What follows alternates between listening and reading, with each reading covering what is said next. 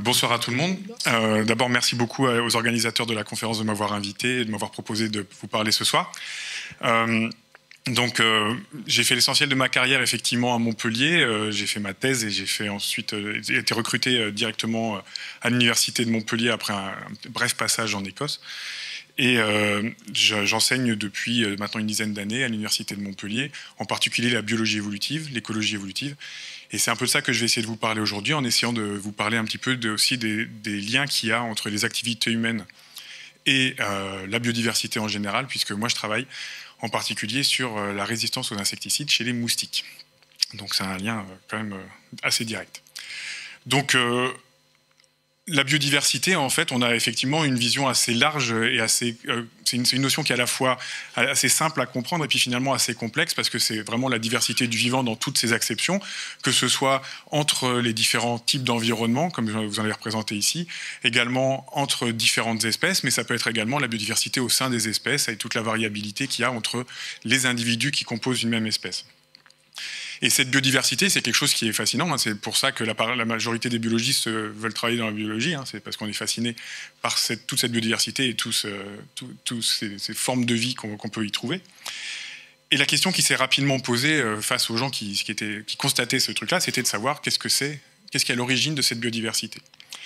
Et l'être humain s'est posé cette question depuis très longtemps. Ça fait longtemps qu'on essaye de savoir pourquoi il y a toute cette biodiversité. Évidemment, il y a eu toute une série de réponses un peu différentes. Pendant très longtemps, la réponse, ça a été, un peu partout sur la planète, il y a eu des créations liées à des divinités uniques ou multiples qui ont proposé, et tout plein de récits de création qui génèrent la biodiversité ex nihilo, quelque part, avec des formes déjà définies et les différents types d'espèces, globalement, déjà fixées telles qu'elles sont aujourd'hui. Ces versions, ces visions de la biodiversité sont des visions qu'on appelle fixistes, c'est-à-dire que les espèces vivantes apparaissent telles qu'elles sont aujourd'hui, elles ne bougent pas, elles sont fixes au cours du temps. Et donc, il n'y a pas possibilité de faire l'histoire du vivant. Les espèces sont telles qu'elles sont dès le départ. Il a fallu attendre le XVIIe siècle pour qu'on commence à remettre en cause cette vision des choses. Et en particulier, ça a été lié à la découverte d'objets naturels un peu étonnants qui étaient les fossiles. Pendant très longtemps, on ne savait pas ce que c'était. Il y avait des gens qui collectionnaient un petit peu des bizarreries de la nature, qui étaient en fait des fossiles. Et puis au bout d'un moment, ils se sont quand même rendus compte que ça ressemblait vraiment à des espèces vivantes, mais à des espèces vivantes qui n'existaient plus aujourd'hui.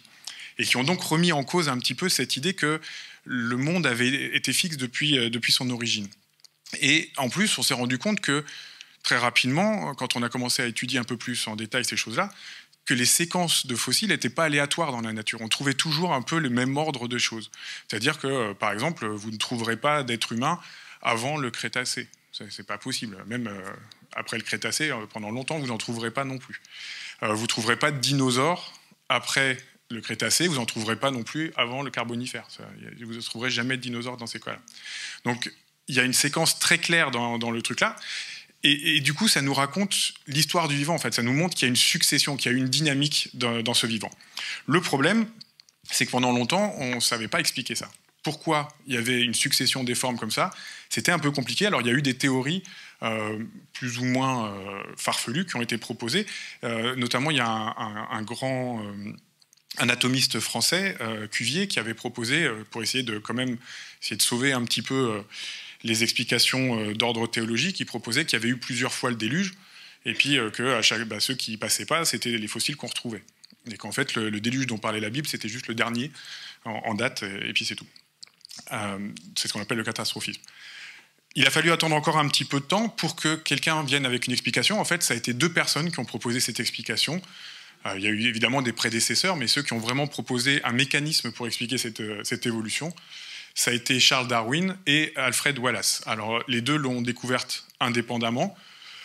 Charles Darwin l'a découvert le premier, et Alfred Wallace l'a découvert indépendamment plus tard, mais il a eu la grâce de reconnaître que Darwin l'avait trouvé en premier, même si les travaux des 2 personnes ont été présentés exactement en même temps à l'Académie des sciences britannique à l'époque. Et donc, ce qu'ont proposé ces 2 personnes, c'est qu'en fait, il y avait au cours du temps, une évolution des espèces qui changeait et qui allait se diversifier et générer de la diversité petit à petit au cours du temps à partir d'ancêtres communs, donc ce qu'on appelle la descendance avec modification. Et ce qui est important, c'est qu'ils ont proposé un mécanisme pour expliquer cette diversification, qui est la sélection naturelle. Alors la sélection naturelle, en général, on a une vision assez diverse de ce que ça peut être. L'avantage de ce mécanisme et de cette proposition, c'est surtout qu'à partir du moment où on a ce mécanisme-là, on peut commencer à penser le passé et à essayer de le reconstituer, à essayer de le comprendre et à essayer de reconstituer cette histoire-là. Donc je vous le disais, la sélection naturelle, c'est quelque chose, souvent on a une vision un peu personnelle de ce terme-là, ça dépend qu'est-ce qu'on a lu, à quoi on a été exposé. J'ai, pour l'anecdote, une collègue à l'IUF qui m'a dit que pour elle, quand elle a su que je venais faire un talk à l'époque à l'IUF sur la sélection naturelle, elle pensait que j'allais parler d'un truc qui était une histoire de nazis. Parce que pour elle, la sélection naturelle, c'était associé aux nazis. Donc vous voyez, ça peut aller très loin hein, quand même, ce qu'on peut penser sur ce processus-là. Alors en fait, souvent on présente ça comme quelque chose de compliqué, alors qu'en fait, c'est finalement... à mon avis, un des mécanismes les plus simples en biologie, et un des rares trucs qui est assez simple à comprendre et par contre qui a des conséquences très importantes. En l'occurrence, qu'est-ce que c'est que la sélection naturelle? C'est assez simple, hein, la proposition, c'est si j'ai de la variation, comme c'est représenté ici, hein, j'ai des individus verts et des individus rouges, si cette variation est héritable, c'est-à-dire qu'un individu vert va donner des individus verts et puis un individu rouge va donner des individus rouges, mais que le succès reproducteur, c'est-à-dire le nombre de descendants que laisse chacun des deux types, n'est pas le même. Ici, par exemple, les individus verts laissent en moyenne plus de descendants que les individus rouges. Alors, automatiquement, parce que les ressources sont limitées, c'est-à-dire que tout le monde ne va pas pouvoir survivre de façon indéfinie et puis qu'il va y avoir un renouvellement au cours des générations, forcément, de façon quasi mathématique, à la fin, on n'aura plus que des verts. Simplement parce qu'ils laissent plus de descendants que les autres. Et en fait, la sélection naturelle, c'est juste ça. C'est le fait que ceux qui sont avec la reproduction la plus élevée, ce qui fait qu'ils donnent une reproduction plus élevée est d'ordre transmissible à sa descendance, par exemple d'ordre génétique, forcément, ces variants-là vont envahir la population. Et c'est juste ça, d'accord? La sélection naturelle, c'est pas plus compliqué que ça. Et on est bien d'accord que ce qui génère le fait qu'on laisse plus de descendants, ça peut être absolument n'importe quoi. C'est complètement agnostique quant au mécanisme et à la raison pour laquelle on va être sélectionné, avantagé dans ce cas-là. Ça peut être parce qu'on survit mieux. Survivre, c'est un des éléments nécessaires, par exemple, jusqu'à l'âge adulte pour pouvoir se reproduire. Donc quelqu'un qui meurt tôt, forcément, c'est quelqu'un qui ne va pas se reproduire, il va être contre-sélectionné. Ça peut être parce que je suis le plus fort et que je casse la figure à tout le monde. C'est un bon moyen de laisser plus de descendants. Ça peut être parce que je suis le plus mignon et que j'attire toutes les filles. On est bien d'accord que je ne parle pas de moi, là, en l'occurrence. C'est en général un jeu tout à fait général. Ça peut être parce que je suis plus caché que les autres et donc je me fais moins manger. C'est un bon moyen de survivre, par exemple. Ça peut être aussi parce que je coopère. On l'oublie souvent, mais Darwin déjà l'avait proposé. La coopération est quelque chose qui peut être sélectionné. Si le fait de travailler ensemble, de se mettre à deux pour faire quelque chose, ça fait qu'on laisse plus de descendants et que nos descendants vont aussi avoir ce comportement-là parce qu'on leur transmet, dans ce cas-là, la coopération aussi va être sélectionnée. D'accord? C'est pas forcément la jungle, la sélection naturelle, c'est pas la lutte du plus fort contre le plus faible, c'est pas tout ça. C'est celui qui laisse le plus de descendants, point. Quelle que soit la façon dont on laisse le plus de descendants. Alors, cette sélection naturelle, il faut bien se rappeler d'un petit truc, parce que souvent on a aussi l'impression que forcément on va vers du mieux quand on sélectionne, c'est pas vrai. Ça mène pas forcément vers la perfection absolue. Ça serait, on serait tous comme ça sinon. Depuis le temps qu'il y a de la sélection. Ce qui explique qu'on ne soit pas à la perfection en général, c'est d'abord que l'environnement varie. C'est-à-dire qu'au cours du temps, le climat change, les environnements changent, et puis surtout, il y a plein d'autres animaux autour de nous, plein d'espèces végétales, plein de choses comme ça qui changent. Et par exemple, il y a un truc qui change très rapidement, beaucoup plus vite que nous, c'est tous les pathogènes. Et les pathogènes, ils avancent beaucoup plus vite que nous, et donc il va falloir s'adapter à ces nouveaux environnements. Et ce qui était avantagé à un moment peut devenir désavantagé dans le nouvel environnement. Donc du coup, il va y avoir comme ça toujours un décalage entre l'optimum et puis les populations telles qu'elles sont par rapport à leur environnement.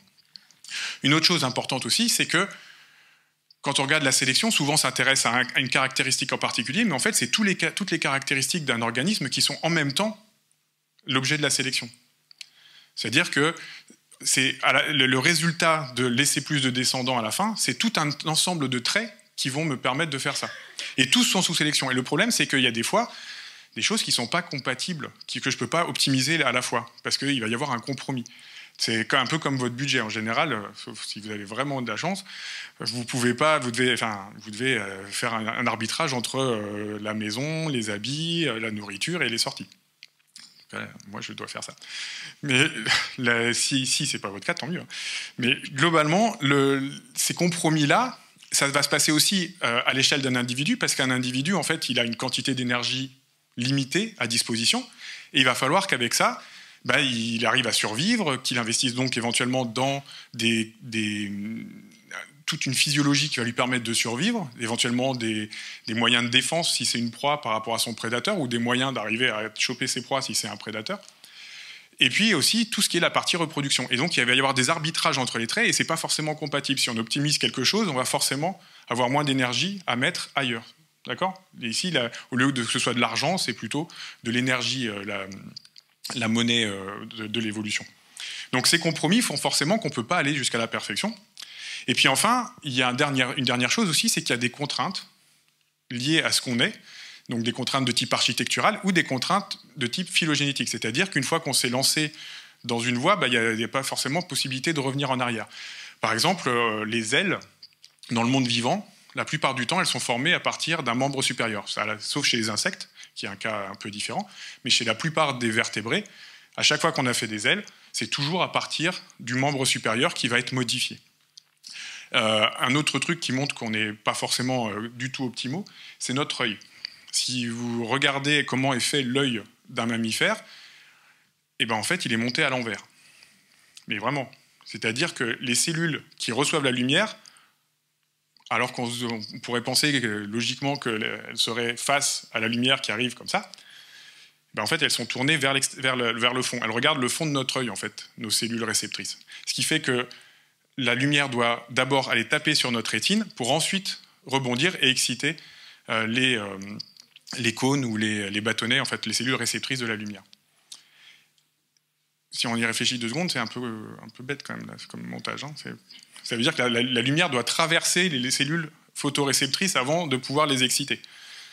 C'est quand même pas terrible. Ça fait aussi que tous les nerfs de ces cellules-là doivent se rassembler en un faisceau qui doit ensuite retourner derrière l'œil pour aller au cerveau, qui lui va interpréter tout ça. Ce qui prouve que si c'est quelqu'un qui l'a fait, c'est pas un bon ingénieur, hein, déjà, au minimum, au passage. Et d'ailleurs, la meilleure preuve que c'est pas optimal, c'est qu'il y a un œil qui existe dans la nature, qui est monté à l'endroit, lui. C'est l'œil des céphalopodes. Les céphalopodes ont un partage avec nous autres mammifères, cet œil typique sous forme de cavité, de petite chambre, là, avec une petite ouverture, une cellule, enfin, une membrane devant qui peut être ajustée.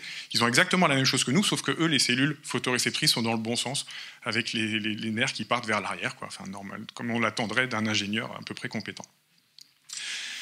Du coup, c'est faisable. C'est simplement que probablement, chez nos ancêtres, à nous autres les mammifères, les premiers, ils avaient juste une plaque photoréceptrice, et puis ça marchait bien comme ça, et puis ça permettait déjà de survivre, et puis de se reproduire et de laisser des descendants.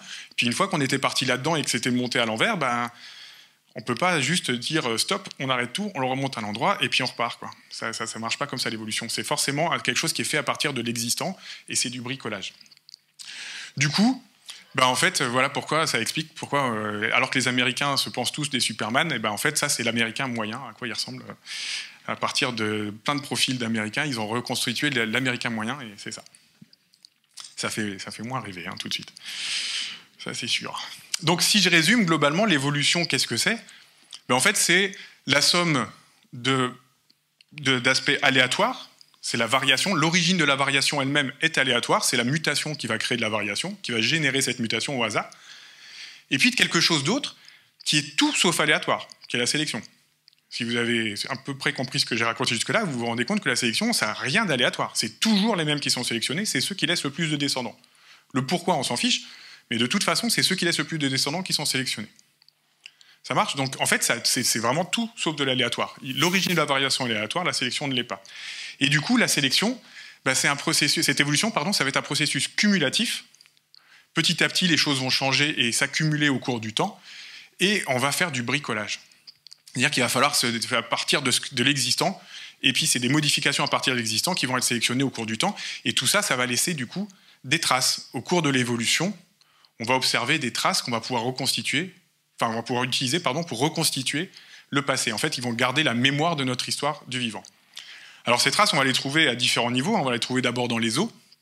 Vous avez ici un squelette de baleine. Généralement, quand on voit un squelette de baleine dans un musée, on voit toujours une petite série d'os qui est accrochée par un fil de fer qui pend au milieu et on se demande toujours ce que c'est. En fait, ce truc-là, c'est le bassin et ça, c'est le fémur de la baleine, les pattes arrière, en fait, ce qui lui reste de ses pattes arrière. Parce que la baleine, elle a perdu ses pattes. En fait, au cours de l'évolution, les pattes ont régressé parce qu'elles étaient plus très intéressantes et que ça coûte de l'énergie de fabriquer des pattes. Donc c'est plus intéressant. Ceux qui ne l'ont pas investi à faire des pattes arrière, ils étaient plus avantageux, ils ont été sélectionnés. Et en fait, c'est ça qui nous permet de savoir que la baleine, en fait, ses ancêtres étaient terrestres. Et en gros, voilà à quoi ressemblait globalement, c'est ce qu'il y a d'aujourd'hui vivant qui est le plus proche de probablement à quoi ressemblait l'ancêtre commun à tous les cétacés, baleines, dauphins, tout ça. Tout ça, ça appartient à la grande famille des cétartiodactyles. Donc les cétacés et les artiodactyles. Les artiodactyles, c'est en gros tout ce qui est vache, hippopotame, ces trucs-là. Donc en gros, une baleine, c'est jamais qu'une grosse vache qui est retournée dans le milieu marin. Ça fait moins rêver comme ça, mais bon. Au passage, un autre truc qui nous dit aussi que la baleine ses ancêtres ont un jour marché sur la terre ferme, c'est la colonne vertébrale. Si vous regardez comment nage une baleine, elle nage en verticale, alors qu'un poisson, il nage en horizontal. Et pourquoi il nage en verticale? C'est parce qu'en fait, c'est vachement pratique pour résister à la pesanteur. Vous voyez ici un chat et une baleine en train de nager, et vous voyez que la colonne vertébrale fait exactement la même chose, simplement parce que ça permet de résister au poids de la pesanteur quand on est sur Terre et qu'on n'a pas l'eau pour soutenir son poids. Toute personne qui a un poids non négligeable, et dont je fais partie, sait qu'on est bien plus à l'aise dans l'eau et qu'il y a plein de contraintes qui s'enlèvent quand on est en train de nager par rapport à quand on est sur la terre ferme et qu'on doit supporter tout ce poids sur les pieds. Voilà, la colonne vertébrale de la baleine, c'est la même chose. Un autre truc comme ça qui laisse des traces aussi, vous avez ici la représentation des membres de plusieurs espèces de vertébrés. Alors la grenouille, le gecko, un oiseau, nous autres humains, chat, dauphin et chauve-souris. Et vous voyez que globalement, le membre supérieur de tous ces vertébrés, de tous ces mammifères même, enfin non, de tous ces vertébrés, pardon, c'est pas des mammifères tout ça, c'est tous à chaque fois la même chose. On a un gros os, deux gros os, plein de petits, et puis des phalanges. Et en fait, avec tout ça, sur ce modèle-là, on fait tout le reste. C'est-à-dire que vous faites une aile de chauve-souris, avec ça, vous faites une palette natatoire de dauphin, vous faites les ailes d'un oiseau, c'est pas de la même façon qu'une aile de chauve-souris, mais globalement, c'est des modifications du même modèle à la base, puis vous faites les pattes d'un chat, la main d'un humain, ou la patte d'une grenouille. C'est toujours pareil. Un gros os, deux os, plein de petits, et des phalanges. Ça aussi, ça nous dit que tous ces trucs-là, un jour, ont eu un ancêtre commun. Et en gros, il y a eu un modèle qui existait et tous descendent de ce modèle-là, modifié au cours de l'évolution via la sélection naturelle. Ça laisse des traces aussi, même en nous. On trouve des traces, je vous ai parlé de l'œil. Un autre exemple d'un truc qui laisse une trace, c'est le nerf qui me permet actuellement de vous parler et de pouvoir agiter mon larynx pour vous parler. Le nerf laryngopharyngé, c'est un nerf qui prend sa racine à peu près par là, dans ma tête, qui va à peu près par là, dans mon cou. Et pour faire ça, il passe sous mon aorte et il remonte. Donc un truc qui devrait faire à peu près 5 cm, il en fait une bonne quinzaine. Alors ce truc-là, en fait, ça paraît pas non plus très bien monté, on est d'accord. En fait, c'est un truc qu'on a hérité de nos ancêtres poissons, parce que ce nerf-là, en fait, c'est quelque chose qui innerve chez les poissons le 6e arc branchial. Et quand on regarde le cours du développement d'un embryon humain, on revoit cette histoire se répéter. On voit que d'abord, les nerfs sont associés aux arcs branchiaux. Il y a un stade précoce de l'embryon, à peu près vers 30 jours, qui ressemble à ça, où on a tous les nerfs qui sont dans le bon sens. Et puis, un peu plus tard, au cours du développement, il va y avoir un retournement avec le cœur qui va se retourner complètement, qui, au passage, va créer l'aorte aussi, qui est particulièrement un vaisseau mal foutu aussi, si on y pense. C'est quand même un vaisseau qui est censé descendre et qui d'abord monte pour descendre. pas non plus le plus efficace qu'on ait vu. Et en fait, ce nerf laryngé récurrent, ce qu'il fait, c'est qu'il va suivre cet arc branchial qui ensuite va être réutilisé pour donner le pharynx. Il va le suivre au cours de sa migration à l'intérieur de la cage thoracique et remonter avec lui. Et du coup, il va s'allonger au passage parce qu'il ne peut pas se débrancher et attendre que ce soit arrivé à l'arrivée et puis se rebrancher une fois qu'on est arrivé. Ça ne marche pas comme ça. Alors déjà, c'est ridicule chez un être humain. Chez une girafe, ça fait 15 mètres. Ça commence à devenir sacrément mal foutu quand même. Au passage, d'ailleurs, un autre truc mal foutu, c'est notre cou. Tous les vaisseaux principaux et tous les trucs qui nous permettent de respirer, ils passent tous par cette petite extrémité toute petite là. C'est très facile de mourir. C'est pas très malin. Bref. Un autre endroit où on va trouver des traces, c'est dans nos cellules. Au cœur de nos cellules, on va trouver aussi des traces de l'évolution. La première chose déjà, c'est que si vous regardez tous ces organismes bien différents les uns des autres, en fait, ils ont une particularité, c'est qu'ils ont tous le même ADN. L'ADN de tous ces organismes est exactement identique et le code génétique de ces organismes est exactement identique. C'est-à-dire que la façon dont on lit le code génétique pour faire des protéines, c'est la même chose qu'on soit une bactérie ou une plante verte, un être humain ou un insecte. C'est tout, pour tout le monde pareil. C'est toujours fait à partir de 4 lettres, A, T, C et G. C'est qui vont donner les acides aminés ensuite pour faire des protéines. Et ça, en fait, ça a été un outil qui a été découvert assez tardivement, mais par contre qui a été extraordinaire pour reconstituer l'histoire du vivant. Parce qu'en fait, à partir de ça, on peut très facilement savoir qui est plus proche de qui. Il suffit de prendre des gènes identiques, des morceaux d'ADN dont on sait qu'ils ont la même position dans les génomes et qui sont homologues, c'est-à-dire qu'ils ont été hérités d'un ancêtre commun. Et ensuite, il suffit juste de lire les lettres. Par exemple, si je prends cette séquence et que je nous prends nous comme référence, une fois n'est pas coutume, vous voyez bien que si je regarde la séquence qui est indiquée ici, je vais avoir plus ou moins de différences avec les autres séquences. Et l'hypothèse derrière que je peux faire assez simplement, c'est que plus je vais être loin d'un ancêtre commun avec l'autre espèce, et plus il y a de chances que j'ai eu des différences qui se soient accumulées au cours du temps. Et du coup, si on fait cette hypothèse-là et qu'on reconstitue petit à petit les choses, on arrive à reconstituer un arbre. On voit bien que j'ai qu'une différence avec le scarabée, donc l'être humain et le scarabée doivent être plus proches. On en a 3, derrière, le champignon est plus proche de tous les animaux, derrière, c'est les plantes, et puis enfin, c'est les bactéries qui sont très différentes de nous. Et ça a été appliqué depuis maintenant un peu plus d'une trentaine, quarantaine d'années à tous les êtres humains, à tous les êtres vivants sur la planète, et voilà à peu près ce que ça donne quand on complique un petit peu l'arbre et qu'on prend un peu plus de façon diversifiée. Vous avez ici toutes les bactéries, les archées qui sont aussi des organismes unicellulaires. Vous avez les champignons, les machins comme ça. Nous, on est quelque part par là. Et puis là, vous avez tout ce qui est plantes, tout ce qui est tout plein d'autres groupes. En fait, nous, on est juste un petit point là-dedans, au milieu de tout ça. Ça, c'est les eucaryotes, les cellules à noyau, et les primates sont là. Donc ça, cet ADN, en fait, il nous permet de reconstruire l'évolution du vivant. Et parmi cette reconstruction de l'évolution du vivant, ça permet aussi de reconstituer l'évolution, en particulier de notre espèce, qui est souvent celle qui nous intéresse le plus, l'être humain. Et grâce aux fossiles et à l'ADN, par exemple, c'est comme ça qu'on a pu montrer que notre histoire à nous, elle débute en Afrique, et qu'on est tous issus de la migration de populations africaines à travers la planète, qui ont conquis, depuis l'Afrique, en passant par l'isthme qui est ici, l'ensemble de la planète petit à petit. Donc ça, c'est les fossiles et l'ADN qui nous le disent. Et au passage, on a gardé et on a été soumis à des environnements différents et on a gardé aussi la trace de ces environnements en nous. Il y a des choses qui ont été sélectionnées au cours du temps chez nous. La sélection naturelle, elle fonctionne aussi chez l'être humain et on en trouve encore la trace aujourd'hui. Il suffit de regarder 2 cartes pour voir ça. C'est la carte de la distribution de la coloration de la peau à la surface de la planète et la carte des radiations solaires à la surface de la planète.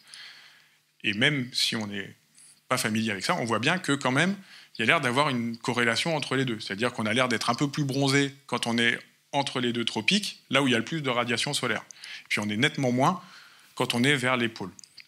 Et en fait, ça, c'est lié à la sélection naturelle, parce qu'en fait, être bronzé ou pas, ça va avoir des avantages différents suivant l'environnement dans lequel on est. La sélection naturelle, un truc dont il faut se souvenir, c'est qu'elle est relative. On n'est jamais le meilleur dans l'absolu, on est le meilleur dans un environnement donné par rapport à d'autres qui sont présents en compétition avec nous. Par exemple, si je prends ici 2 colorations très distinctes de la peau, là où il va y avoir beaucoup de radiation solaire, ça va être très intéressant d'être comme ça, parce que je vais pouvoir résister à ces radiations, alors que si je suis tout blanc, je ne vais pas résister à ces radiations, et du coup, je vais avoir plein de problèmes de type cancer de la peau et de choses comme ça. Ça va être très, très, très désagréable. À l'inverse, si je suis dans un endroit où il n'y a pas beaucoup de radiation solaire, avoir la peau blanche, c'est très intéressant parce que je vais pouvoir absorber les UV plus facilement, et les UV sont nécessaires à la synthèse de la vitamine D. C'est la seule vitamine qu'on fabrique nous-mêmes, et malheureusement, on a besoin du soleil pour faire ça. Ce qui vous explique pourquoi souvent on est déprimé en hiver, c'est parce qu'on manque justement de vitamine D en particulier, lié à ce faible ensoleillement. Moi, j'ai habité en Grande-Bretagne, comme je vous l'ai dit, pendant 3 ans. Habiter en Grande-Bretagne pour quelqu'un qui est noir de peau, c'est compliqué. On est obligé d'avoir une supplémentation en vitamine D pour compenser le manque de synthèse. C'est pour ça qu'un Anglais, c'est plutôt assez délavé en général, et c'est pas très coloré.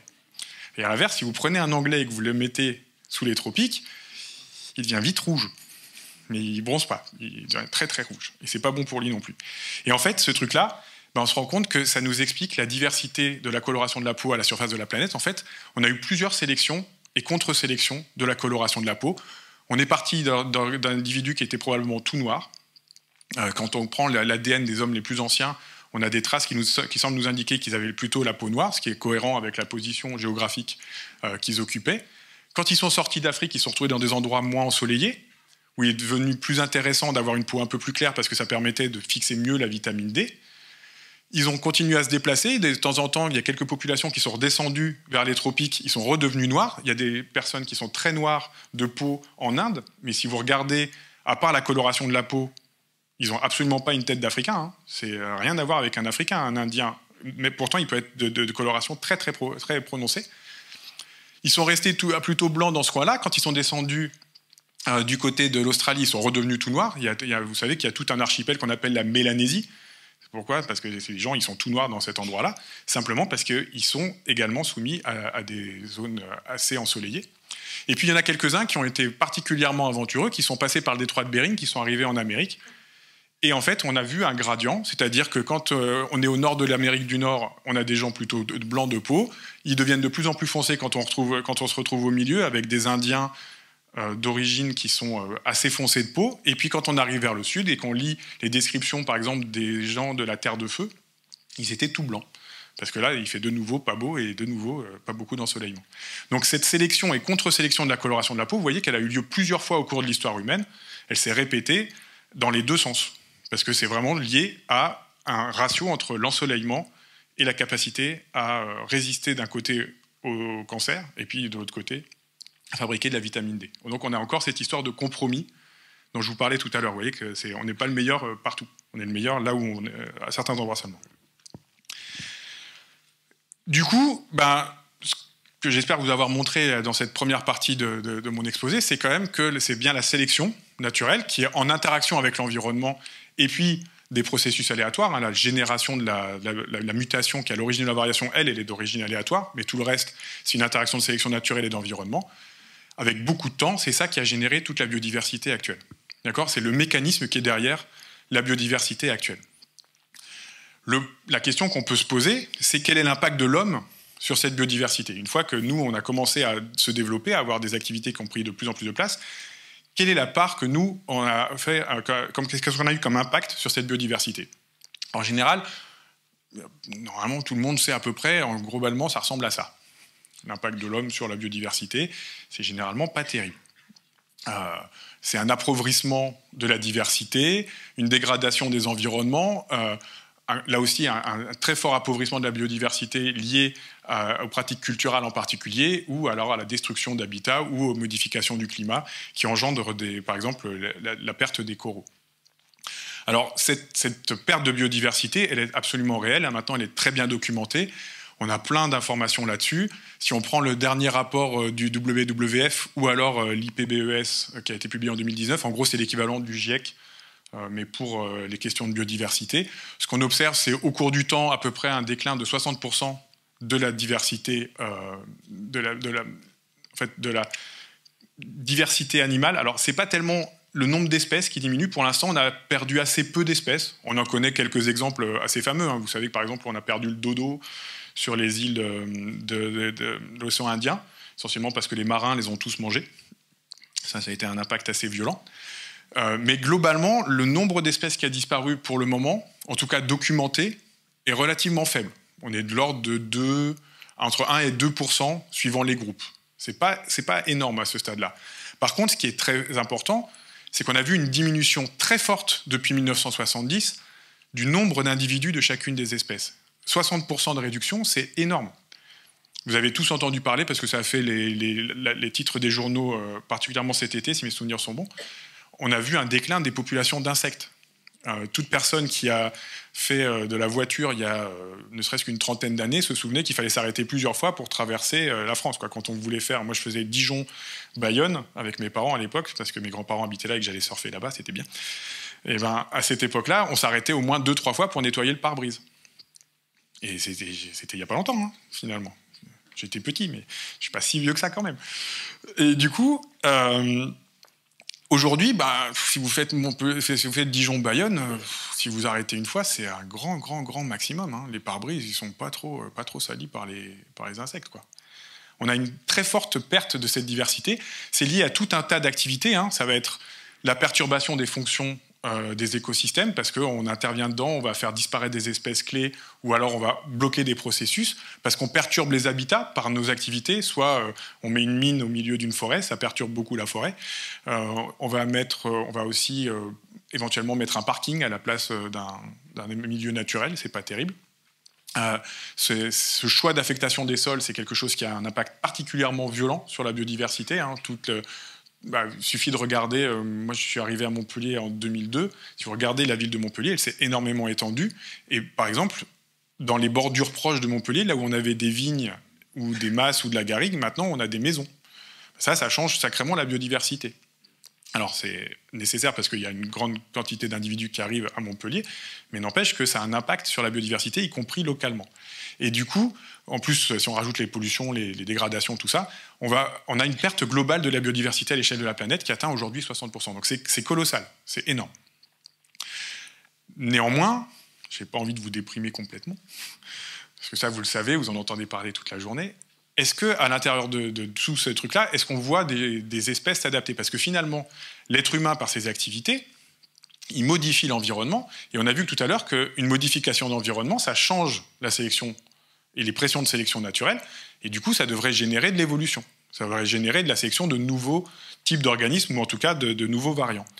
Et du coup, la question que je vais essayer d'explorer dans la deuxième partie de mon talk, c'est est-ce que les activités humaines sont des facteurs d'évolution aujourd'hui chez des espèces vivantes ? Alors, je vais prendre plusieurs exemples de modifications chez certaines espèces qui sont apparues et qui ont été documentées et étudiées par les scientifiques comme des réponses aux pressions de sélection d'origine anthropique, c'est-à-dire faites par nos activités. La première qui a été documentée historiquement, ça concerne des papillons. Et ça concerne les émissions, la révolution industrielle et le charbon. Alors, ce papillon, il a un petit nom scientifique, si vous ne le connaissez pas, il s'appelle Biston betularia. Et son petit nom moins scientifique, c'est le phalène du bouleau. Excusez-moi, à force, déshydrate. Hein. Le phalène du bouleau, vous avez ici deux variants. Le variant sombre et le variant clair. Le variant clair, c'est le variant qui était le plus répandu, documenté avant la révolution industrielle.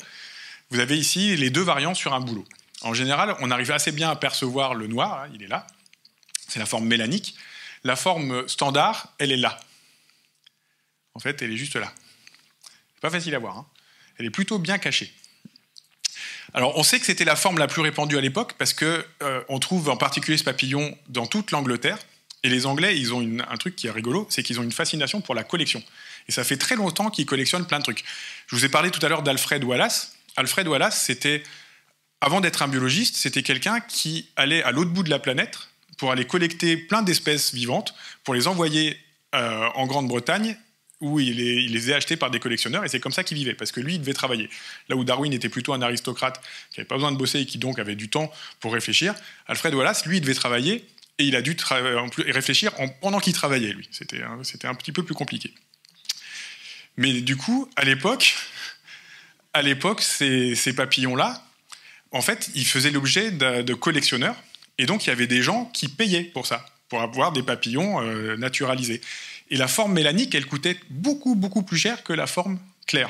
dans les bourses d'échange aux papillons de l'époque, la forme mélanique, c'était cher. L'autre, c'était vraiment rien du tout parce qu'on en trouvait partout.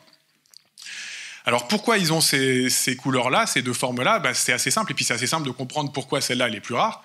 Il suffit juste de savoir que le prédateur de ce truc-là, c'est un oiseau. Et les oiseaux, ils voient à peu près comme nous. C'est-à-dire que là, ils la voient bien, là, ils la voient pas. Donc ça, ils vont la manger, et ça, ils vont pas la manger. Forcément, comme je vous l'ai dit tout à l'heure, la survie, c'est un des premiers trucs nécessaires pour pouvoir se reproduire. On va déjà arriver à survivre jusqu'à l'âge de la reproduction. Et donc, ces formes mélaniques, elles étaient très faibles en fréquence, très rares, simplement parce qu'elles étaient mangées dès qu'elles apparaissaient. Alors que les autres formes, elles ne l'étaient pas. Donc, dans une population typique de l'époque, voilà à quoi à peu près ressemblait la fréquence des papillons noirs et des papillons blancs. Est arrivée la révolution industrielle, qui a commencé à produire énormément de charbon, et également plein de suie liées à la combustion de ce charbon. Cette suie s'est déposée sur tous les arbres. Ça a été, pareil, documenté de façon assez importante par les naturalistes anglais. Et globalement, voilà à quoi ressemblait un tronc sous l'ère industrielle. Et là, vous voyez que, pour le coup, ça se renverse complètement. Cette fois-ci, la forme noire, elle est là. On la voit quand même un peu, parce que là, ils ont mis une lumière qui fait des reflets quand même. Mais la forme blanche, elle ressort nettement plus. Et l'oiseau, il est toujours à chercher sa nourriture par la vue. Ce qui fait que petit à petit, il a mangé toutes les formes blanches, et cette fois-ci, c'est la forme noire qui était plus camouflée, qui a commencé à devenir la plus fréquente. Au passage, son prix à la bourse a plongé. Il ne valait plus rien, il y en avait partout. Alors que cette forme-là a commencé à prendre un peu plus en valeur. Vers le milieu du XXe siècle, on a arrêté les charbonneries. La révolution industrielle est entrée dans une nouvelle ère, il y a eu la désindustrialisation. Du coup, l'air a été nettement moins saturé en suie, les troncs de bouleau ont recommencé à avoir du lichen, et aujourd'hui, on est revenu à la situation de départ, c'est-à-dire que la forme mélanique est de nouveau la forme la plus rare, parce qu'encore une fois, elle s'est retrouvée contre-sélectionnée dans ce nouvel environnement purifié des suies de charbon. Donc vous voyez que l'histoire de Biston betularia, elle est intéressante parce qu'on voit la variation dans les deux sens. La forme mélanique qui augmente en fréquence avec l'environnement qui se modifie lié aux activités de l'homme, et puis la forme sauvage qui revient ensuite, une fois que ces activités sont stoppées. Le deuxième exemple dont je vais vous parler, c'est un exemple que je connais mieux, parce que c'est l'exemple sur lequel je travaille, sur lequel j'ai fait ma thèse, et sur lequel je travaille encore aujourd'hui. C'est le cas des moustiques et des insecticides. Alors, les moustiques, en général, tout le monde est d'accord pour dire que c'est pénible. Et comme c'est pénible, globalement, on a décidé qu'il fallait faire en sorte de limiter leur nombre. Et pour ça, on a développé tout plein d'insecticides. Alors ça s'est fait essentiellement après la Seconde Guerre mondiale, où des gaz de combat qui ont été utilisés pour tuer des gens ont commencé à être modifiés pour tuer plutôt des animaux et moins les gens. C'est quand même un peu mieux. C'est des sociétés qui faisaient déjà des gaz de combat, comme Bayer, des choses comme ça. Et à l'époque, ils faisaient ça pour les nazis, pour le coup. Et puis après, on s'est dit quand même c'est très dommage de perdre tout ce savoir, et on en a fait plutôt des insecticides à la place. Ce qui était potentiellement un progrès quand même. Par exemple, dans la région de Montpellier, dans les années 60, certains s'en souviennent peut-être, il y a eu un grand plan national qui a été fait par le gouvernement français, qui s'appelle le plan Racine, qui a décidé de développer la côte du Languedoc-Roussillon. Parce qu'à l'époque, pour aller à la mer, il n'y avait pas beaucoup de gens qui pouvaient venir dans le Languedoc-Roussillon, il n'y avait rien en place, c'était surtout la côte bleue qui était la zone qui était la plus touristique, et puis ça commençait à devenir très cher pour pouvoir y aller, parce que les gens riches commençaient à bâtir des villas, des choses comme ça, et à prendre toute la place, et puis les gens pauvres, qui avaient des congés payés, avaient de plus en plus de mal à aller à la plage. Du coup, le gouvernement s'est dit il faut quand même qu'on trouve une alternative. Il a décidé de développer toute la côte du Languedoc-Roussillon. Et du coup, on a eu des magnifiques projets architecturaux. La Grande Motte, par exemple. Je ne vais pas taper dessus, mais c'est un geste architectural, on va dire. Il y a le Palavas qui s'est développé à ce moment-là, le Gros du Roi, tout ça. Sauf que quand les touristes sont arrivés, ils se sont rendus compte que, en fait, certes, la mer était jolie, mais il y avait des trucs sacrément nuisibles dans le coin. C'était blindé de moustiques. Pour ceux qui veulent se faire une idée de comment était la région de Montpellier, par exemple, à l'époque, il faut imaginer aller en Camargue aujourd'hui. Au cœur de la Camargue, vous allez passer, par exemple, à l'apéro. C'est à peu près une centaine de piqûres à l'heure. C'est à peu près ça le régime assez désagréable en termes de moustiques. Et donc, par exemple, dans la région, on a commencé à traiter les moustiques en déployant des insecticides. C'est l'entente interdépartementale de démoustication qui fait ça et qui continue à le faire aujourd'hui, qui continue d'ailleurs à faire en sorte qu'on n'ait pas trop de moustiques, malgré les récriminations que nous avons tous en pensant qu'il y a plein de moustiques, il y en a de plus en plus. En fait, c'est pas vrai, il n'y en a pas beaucoup. Globalement, par rapport à ce que ça pourrait être, il n'y en a vraiment pas beaucoup. L'UID fait du bon boulot, je travaille avec eux régulièrement et c'est vraiment des gens qui bossent bien. Et globalement, ils ont commencé à mettre des insecticides à partir des années 60 dans la région. Et très rapidement, ce qu'on a vu apparaître quand on a commencé à traiter ces moustiques, c'est que certains d'entre eux, là où tout le monde mourait avant quand on mettait une dose donnée d'insecticide, il y en avait certains qui continuaient à vivre après ça, et qui continuaient à se développer, et qui continuaient à piquer, ce qui était particulièrement désagréable. Et déjà, c'est pénible chez nous, mais c'est globalement une nuisance. Dans d'autres pays, ça peut être carrément un problème, puisque les moustiques, vous savez, sont vecteurs de pas mal de maladies désagréables. Alors, je vais utiliser une petite forme simplifiée pour essayer de bien fixer les idées. On va partir avec des petits animaux rigolos. Ça, ce sera nos moustiques sensibles, et ça, ce sera nos moustiques résistants. En gros, ils sont gentils, et puis eux, ils sont méchants. On va dire ça comme ça. En gros, pourquoi on est résistant? C'est lié à une simple mutation dans un gène qui s'appelle l'acétylcholinestérase et qui code pour une molécule qui fait l'influx nerveux dans le cerveau. On a la même chez les êtres humains. L'acétylcholinestérase, c'est très important dans la régulation de l'influx nerveux, mais c'est aussi la cible des organophosphorés, toute une famille d'insecticides qui s'appelle les organophosphorés, qui au départ étaient des gaz de combat. Le gaz sarin, le gaz moutarde, toutes ces choses-là, ça appartient à cette belle famille des organophosphorés. Et ce truc-là, les organophosphorés qui ont été utilisés pour la lutte anti-moustique, ne ciblent pas les mammifères, mais seulement les insectes. Par contre, ce qui se passe, c'est qu'ils s'accrochent à l'acétylcholinestérase au niveau de son site actif. Donc vous avez ici le site actif de l'acétylcholinestérase, avec ici une histidine, une sérine et une glycine. C'est 3 acides aminés qui forment la triade qui va donner sa capacité catalytique à cette enzyme. Quand vous avez un insecticide sur une molécule sensible, cet insecticide va se fixer dans ce site actif, empêcher le site actif de fonctionner, et du coup, l'organisme va mourir. En l'occurrence, les moustiques, quand ils meurent de ce truc-là, ça empêche toutes les liaisons neuromusculaires de fonctionner, ça crée une tétanie. C'est comme si tous les muscles se contractaient et puis ils se décontractent jamais. C'est désagréable. Les moustiques résistants, eux, ils ont une petite modification. Vous voyez, à la place de la glycine, ils ont une sérine. C'est lié à une mutation d'une des lettres. Au lieu d'avoir AGC, ils ont GGC, ou l'inverse. Ouais, c'est GGC ici, et ils ont AGC ici. Et ce AGC, au lieu de coder pour une glycine, il code pour une sérine. Et vous voyez que la différence, c'est que la glycine, c'est un petit acide aminé qui ne prend pas beaucoup de place, alors que la sérine, elle en prend un peu plus. Ce qui vient fermer le site actif, et comme les insecticides sont des grosses molécules, ils ne peuvent plus se fixer. D'accord? Et c'est ça qui fait que les moustiques qui sont porteurs de cette mutation survivent. Donc, vous comprenez bien que, d'abord, une première chose à faire bien attention, ce n'est pas les insecticides qui ont généré cette mutation-là. Ce n'est pas parce qu'on a mis des insecticides dans l'environnement qu'on a eu cette mutation. Cette mutation, elle préexistait. On a plein d'exemples, parce qu'une fois qu'il y a eu de la résistance qui est apparue, on a commencé à en chercher un peu partout sur la planète. Et il y a plein de gens qui ont cherché dans des populations et qui ont jamais trouvé, qui ont trouvé ces mutations alors qu'elles n'avaient jamais été traitées. C'était à des taux très faibles, très rares, mais elles existaient déjà, elles préexistaient à ces insecticides. Évidemment, vous voyez bien, et c'est pour ça que je travaille sur les moustiques, c'est parce que c'est facile, vous voyez que globalement, il est assez simple de comprendre que ça va être un gros avantage d'être résistant par rapport à être sensible. En général, on traite à l'état de larve les moustiques.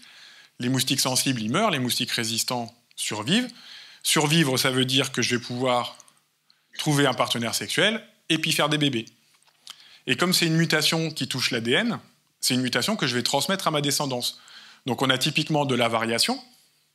Cette variation est héritable, et on voit bien que posséder cette variation dans un environnement avec plein d'insecticides, ça va me faire laisser beaucoup plus de descendants que celui qui est mort. Donc on est typiquement dans un cas de sélection naturelle assez caricatural même. Enfin, encore une fois, c'est pour ça que je travaille dessus, c'est parce que c'est facile. On comprend bien comment ça se passe. Ça se complique un petit peu quand on creuse, mais globalement, au moins, les idées de base sont assez faciles. Et du coup, si maintenant on essaye de réfléchir à ce processus-là et qu'on le généralise à l'échelle d'une population globale, Dans une population de moustiques standard qui n'a jamais été traitée, on a surtout des sensibles, mais on a quelques résistants dans l'histoire. Arrive le monsieur avec ses insecticides, il va tuer tous les sensibles, du coup il reste que les résistants qui se reproduisent, et on se retrouve avec une population qui est essentiellement composée de résistants. Cette histoire-là, le fait que seuls les résistants se reproduisent, seuls les survivants se reproduisent, et en l'occurrence c'est les résistants, ça fait qu'on a des populations qui sont entièrement composées de résistants. Et par exemple, dans la région de Montpellier, le début des traitements, ça a été vers 1969. En 1977, on a détecté dans les populations la mutation à peu près à moins de 10%. Ça veut dire qu'elle était là bien avant. Hein. Le temps que ça atteigne 10%, ça prend un peu de temps. En l'occurrence, ça a été détecté par la dame qui a monté le laboratoire dans lequel je travaille aujourd'hui, qui s'appelle Nicole Pasteur, qui est aujourd'hui à la retraite. Mais c'est elle qui a fait ces premières étapes-là, et c'est elle qui m'a servi de mentor avec d'autres personnes au cours du temps. On a toute une généalogie de chercheurs dans ce laboratoire qui existe maintenant depuis plus de 40 ans. Et en fait, moi, je suis un des derniers avatars, c'est juste ça. Mais on s'est passé le relais et on continue à se le passer. C'est aussi toute une histoire de famille, hein, cette histoire de résistance aux insecticides. Et vous voyez que dès 1987, en l'occurrence, c'est l'étudiant de Nicole Pasteur qui était en thèse à l'époque, qui s'appelle Michel Raymond, qui a été mon directeur de thèse, avec Mylène Veil. Donc j'ai eu la chance, moi j'ai 3 directeurs de thèse en tout. Les gens qui étaient là pour ma soutenance m'ont dit c'était comme l'armée mexicaine, quoi. Il y avait 3 généraux et un seul troufion. C'était moi. Bref. Ils ont détecté cette mutation à plus de 70% en 87. Quand moi je suis arrivé dans le laboratoire, dans les populations les plus proches de la mer, du côté de Morin, de Palavas, dans ces coins-là, on trouvait 100% de résistants. C'est-à-dire tous les individus portaient cette mutation-là. Il n'y avait plus un seul sensible. Ça, c'était dans les années 2000. Alors, on est bien d'accord que ce n'est pas les moustiques sensibles qui sont devenus résistants. Les moustiques sensibles, ils sont morts. C'est tout. Ils n'ont rien fait d'autre que mourir. C'est juste que les moustiques résistants sont devenus de plus en plus fréquents dans la population parce que eux laissaient des descendants alors que les moustiques sensibles étaient juste morts. D'accord ? C'est bien important de comprendre que on n'a pas une modification des individus. Les individus, ils sont ce qu'ils sont. Et puis à un moment, ils meurent. C'est point. D'accord ? C'est simplement ce qui va être transmis, c'est les gènes au cours des générations. Alors, ça, c'est en présence d'insecticides. Sauf que, je vous ai dit, ça touche une molécule particulièrement importante qui régule l'influx nerveux. Ces molécules-là, ces enzymes-là, elles ont été particulièrement l'objet de la sélection naturelle au cours du temps. Ça fait des millions d'années que la sélection naturelle travaille dessus et prend le top du top dans ces enzymes-là. L'acétylcholinestérase, c'est une enzyme qui a été étudiée par des chimistes qui ont montré qu'en gros, elle était à peu près à son maximum théorique en termes de vitesse de son activité. En gros, elle peut dégrader, si mes souvenirs sont bons, de l'ordre de 10 000 substrats à la seconde, c'est-à-dire 10 000 molécules d'acétylcholine à la seconde. C'est quand même plutôt rapide. Hein. En même temps, c'est ce qui régule l'influx nerveux. À chaque fois que je fais un mouvement, là, depuis tout à l'heure, et j'en fais beaucoup, c'est l'acétylcholinestérase qui va arrêter et qui va faire que je ne vais pas continuer et me casser la figure. Donc c'est plutôt sympa. Bref, cette acétylcholinestérase, comme elle est assez optimisée, il est assez facile de comprendre que si on fait une mutation au hasard là-dedans, qu'on change un truc comme ça au hasard, il y a peu de chances que ça marche mieux à la fin. D'accord ? Globalement, si vous prenez un truc qui marche bien, qu'au hasard, vous prenez un composant et vous le mettez ailleurs, prenez votre radio par exemple, en général, vous avez cassé votre radio. Voilà, c'est à peu près pareil dans un organisme vivant. Si vous faites une mutation dans un truc qui marche bien, il y a de fortes chances qu'il marche moins bien après. Et c'est le cas par exemple pour les moustiques. Chez les moustiques, ceux qui sont porteurs de cette mutation vont avoir une acétylcholinestérase qui va être ralentie à peu près de plus de 60%, entre 60 et 80%. Ça fonctionne beaucoup moins bien. Ça fait des moustiques qui sont très ralentis, en général. Ça se voit vraiment, les larves bougent bizarrement. Elles font des mouvements beaucoup plus saccadés, elles sont plus lentes à réagir. Globalement, ils sont un peu désavantagés. En absence d'insecticides, en particulier, les moustiques résistants, les mâles, ils ont un gros problème. C'est qu'il faut faire une petite danse devant les femelles pour la séduire, pour pouvoir s'accoupler, et ils ne savent pas danser. Ils sont un peu retardés. Ils ont vraiment des difficultés, quoi. Et du coup, si vous prenez une femelle et que vous lui dites « tu as le choix entre un mâle résistant ou un mâle sensible pour faire des bébés », la femelle, elle ne se trompe pas, elle prendra toujours le mâle sensible, il n'y a pas de problème. J'ai reproduit récemment cette expérience avec des lycéens de première pour leur TPE, Et ça a super bien marché. 100% des femelles ont choisi les sensibles au détriment des résistants. Il n'y avait pas de problème. Et donc, c'est les sensibles qui font des bébés, qui transmettent leur qualité de sensible à leurs descendants.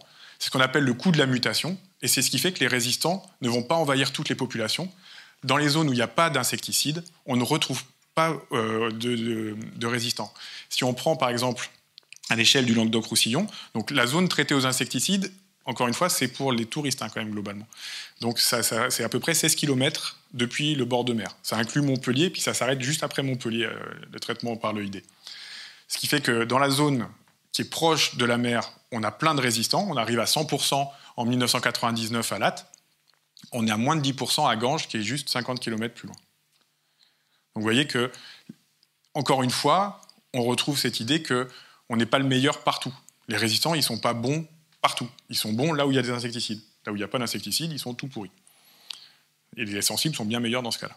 Ça marche? Donc encore une fois, on a un compromis. Être résistant, ça implique des coûts associés. Mais n'empêche que c'est des espèces qui s'adaptent plutôt bien à notre environnement. Dernier exemple sur lequel je vais passer un peu de temps, c'est le cas de la pêche au chalut et des poissons.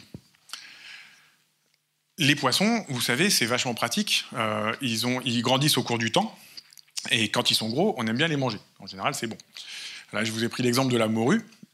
Vous avez ici un juvénile, et puis vous avez ici un mature. C'est-à-dire un individu reproducteur. Les poissons ont généralement une croissance qui est à peu près continue au cours de leur vie, ce qui fait que plus ils sont gros, et plus ils sont matures. Et plus ils vont faire de bébés. Nous, on met des filets dans la mer pour les attraper, avec en général des mailles suffisamment grosses.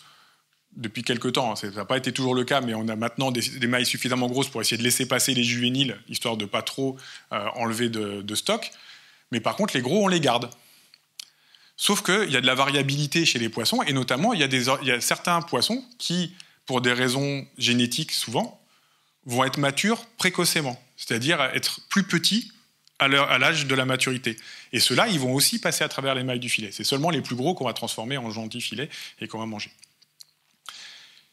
Ce que ça veut dire, c'est que ceux qui vont se reproduire à la génération suivante, c'est essentiellement ceux qui sont à passer à travers les mailles du filet. Donc c'est généralement les plus petits qui ont une maturité la plus précoce. C'est eux qui vont faire les descendants de la génération suivante.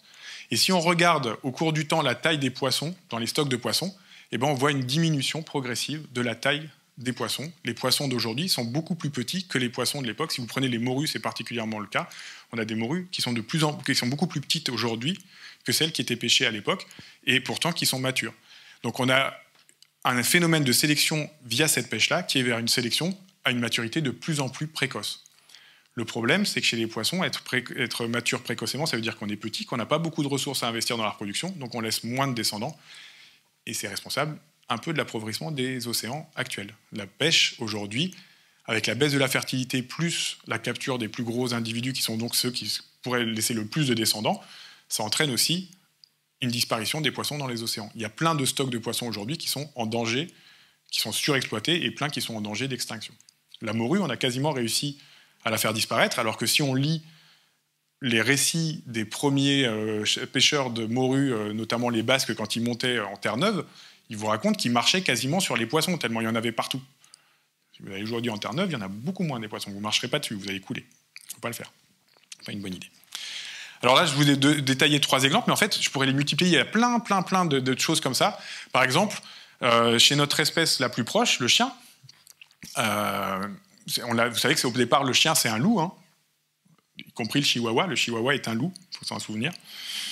C'est pas évident comme ça, mais c'est le cas. Il y a eu une mode, vous savez, pendant un moment d'avoir des chihuahuas, notamment à Los Angeles. Ils les ont relâchés dans la nature. Il y a eu plein d'articles de journaux qui montraient des hordes de chihuahuas qui agressaient les gens, parce qu'ils avaient retrouvé un comportement de meute une fois lâchés dans la nature. Enfin, dans la nature à Los Angeles, quoi. C'est pas non plus la grande nature. Donc cet animal qui est à côté de nous, normalement, est un carnivore. C'est-à-dire qu'il se nourrit uniquement de viande. Le loup, normalement, ne mange que de la viande. Mais nous, on a trouvé que la viande, c'était un peu cher, donc on a commencé à lui faire manger d'autres trucs. Et des trucs que nous, on aime bien, c'est-à-dire les céréales.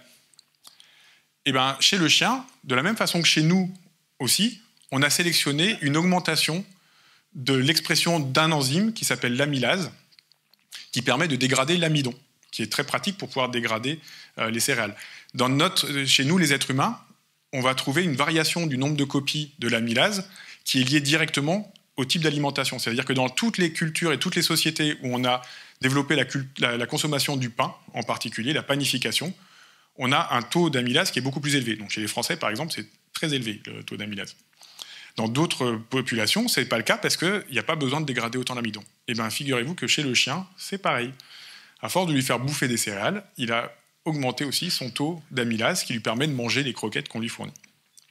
On voit aussi des modifications de comportement, comme chez, par exemple, le moustique, en l'occurrence Anopheles gambier, celui qui est responsable de la transmission du paludisme. Vous savez qu'en Afrique, on a distribué plein de moustiquaires, parce que c'est un moustique qui, normalement, est décrit comme piquant la nuit dans les maisons, essentiellement, et qui se repose dans les maisons la nuit, aussi toute la journée. On a fait plein de traitements à l'intérieur, on a mis des moustiquaires, et du coup, les moustiques qui avaient ce comportement-là, ils ne peuvent plus piquer les gens. Et ce qu'on voit depuis quelques années, c'est que maintenant, le moustique Anophèle, il a tendance à piquer le matin, quand les gens sortent de dessous la moustiquaire, et plutôt dehors, là où il n'y a pas d'insecticide. On ne sait pas encore si c'est une adaptation au sens strict, ou si c'est juste une modification comportementale, parce que pour l'instant, on ne sait pas encore si c'est un comportement qui est transmis de génération en génération. Ce n'est pas encore très clair. Mais déjà, il s'est adapté à cette lutte-là, et du coup, ça veut dire que le paludisme repart un petit peu. Je vous ai mis ici des éléphants. Si vous regardez bien, il leur manque un truc. Les défenses. Ils n'ont plus de défense. Ça, c'est un truc qu'on a observé chez les éléphants d'Afrique, vous savez, qui sont chassés pour l'ivoire de leur défense. Sauf que dans les populations d'éléphants, naturellement, il y a certains éléphants qui naissent sans défense. Dans les archives, on trouve qu'ils étaient de l'ordre de moins de 5%. C'était très rare d'avoir des éléphants comme ça. Aujourd'hui, grâce au braconnage, on a plus de 15% des individus qui naissent sans défense. Parce qu'en fait, c'est les seuls qui survivent. Parce qu'il n'y a personne qui va les tuer pour récupérer leur défense derrière. Évidemment, vous connaissez tous la résistance aux antibiotiques. Toute personne qui est née, en tout cas avant les années 2000, a entendu les antibiotiques, c'est pas automatique. C'est pour ça, c'est parce que les bactéries s'adaptent à la présence des antibiotiques de la même façon que les moustiques s'adaptent à la présence d'insecticides. On trouve aussi des plantes, alors ça particulièrement dans le nord de la France, sur les terrils. Vous savez, on a laissé tout plein de tas de charbon, et aujourd'hui ça fait des collines, ce qui est à peu près les seules collines qu'il y a dans ce coin-là.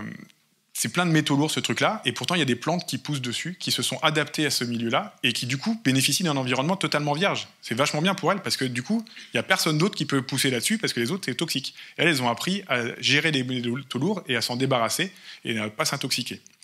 Et puis évidemment, il y a tout plein d'espèces qui commencent à s'adapter à des environnements liés à l'agriculture, et on retrouve des plantes qu'on appelle généralement des plantes désagréables, des mauvaises plantes là qu'on essaye d'arracher, qui s'adaptent au rythme des cultures et à la façon dont les agriculteurs cultivent, en étant plus précoces ou en poussant dans des milieux très perturbés, en tolérant la perturbation, parce que justement c'est un moyen de survivre dans ces environnements-là.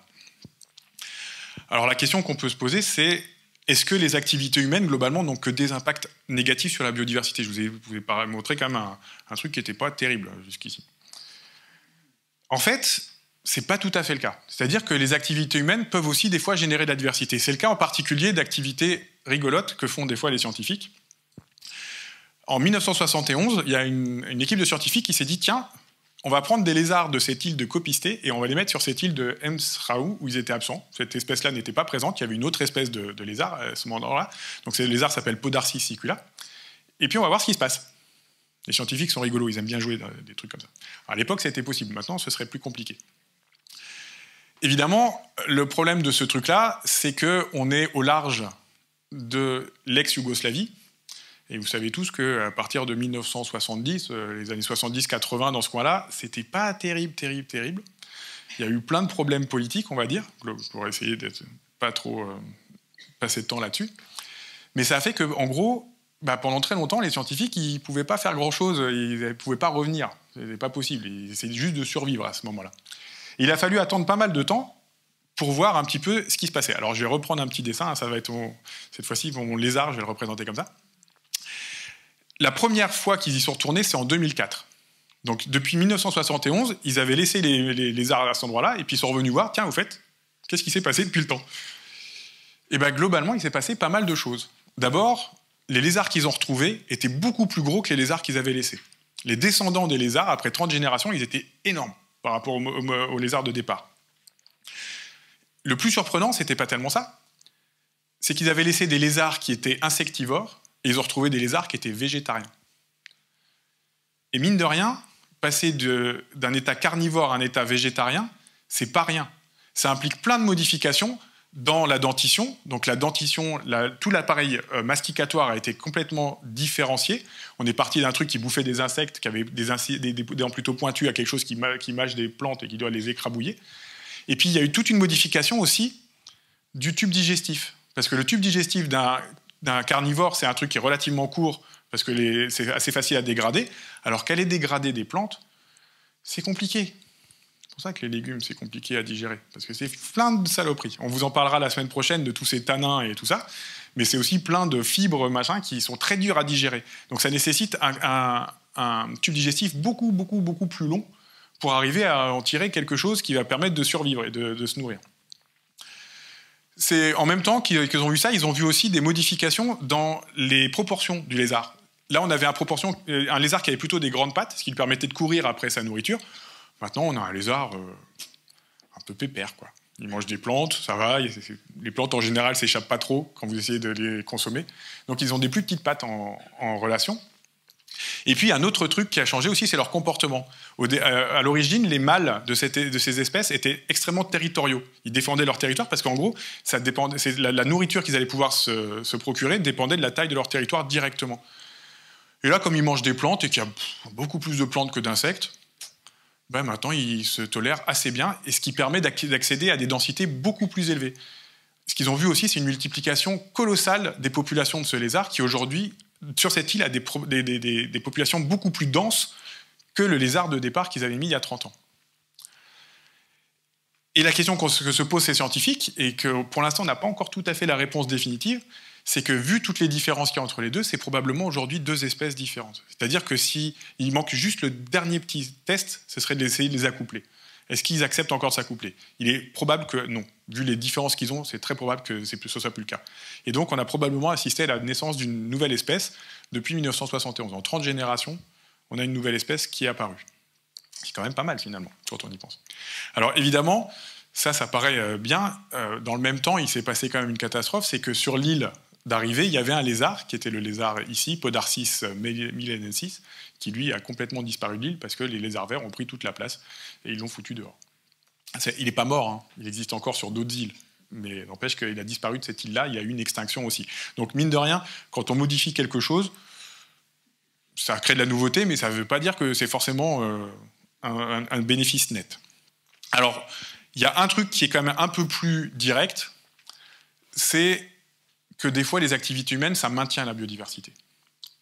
Vous avez ici une représentation qui est une photo du pic Saint-Loup, si mes souvenirs sont bons. Je crois que j'avais essayé de trouver ça, avec typiquement les falaises calcaires, les prairies calcaires qui sont devant, les pelouses calcaires, et puis ici, vous avez la forêt, la garrigue. Normalement, l'état stable de notre environnement méditerranéen, c'est ça. Normalement, on a de la forêt. Si vous regardez les photos du pic Saint-Loup il y a une centaine d'années et aujourd'hui, vous remarquerez que la forêt a réenvahi le pic Saint-Loup. Et qu'est-ce qui fait la différence? C'est qu'il n'y a plus de moutons dans le pic Saint-Loup. Parce qu'en fait, notamment les activités d'élevage vont maintenir la forêt à distance et ça va permettre la survie de tout un tas d'espèces qui sont inféodées à ces environnements, qui sont des environnements perturbés, des environnements qui sont des environnements tôt dans les dynamiques végétales, qui sont comme les prairies. Le problème de la prairie, c'est que c'est quelque chose qui a toujours une durée de vie courte. Parce que dès que vous avez un arbre qui se trouve dans une prairie, il va tuer tout ce qu'il y a en dessous. Et puis, petit à petit, la forêt va prendre toute la place. Donc, les moutons, typiquement, maintiennent les milieux ouverts et permettent la survie de toutes les espèces qui sont inféodées à ce type de milieu. C'est à tel point qu'il y a un parc naturel qui dépend entièrement de ça, c'est le parc naturel des Cévennes. Le parc national des Cévennes, il est entièrement construit autour de l'activité de pâturage des moutons, parce que c'est eux qui maintiennent la diversité au sein du parc en maintenant certains espaces ouverts. Donc le mouton est un outil absolument colossal pour garder la biodiversité dans cette zone-là. Donc vous voyez qu'ici, on a une activité typiquement humaine, qui est l'élevage, qui est une activité qui, ici, préserve la biodiversité. Et puis enfin, on a aussi des espèces qui s'adaptent à nos environnements et qui, finalement, y prospèrent plutôt pas mal.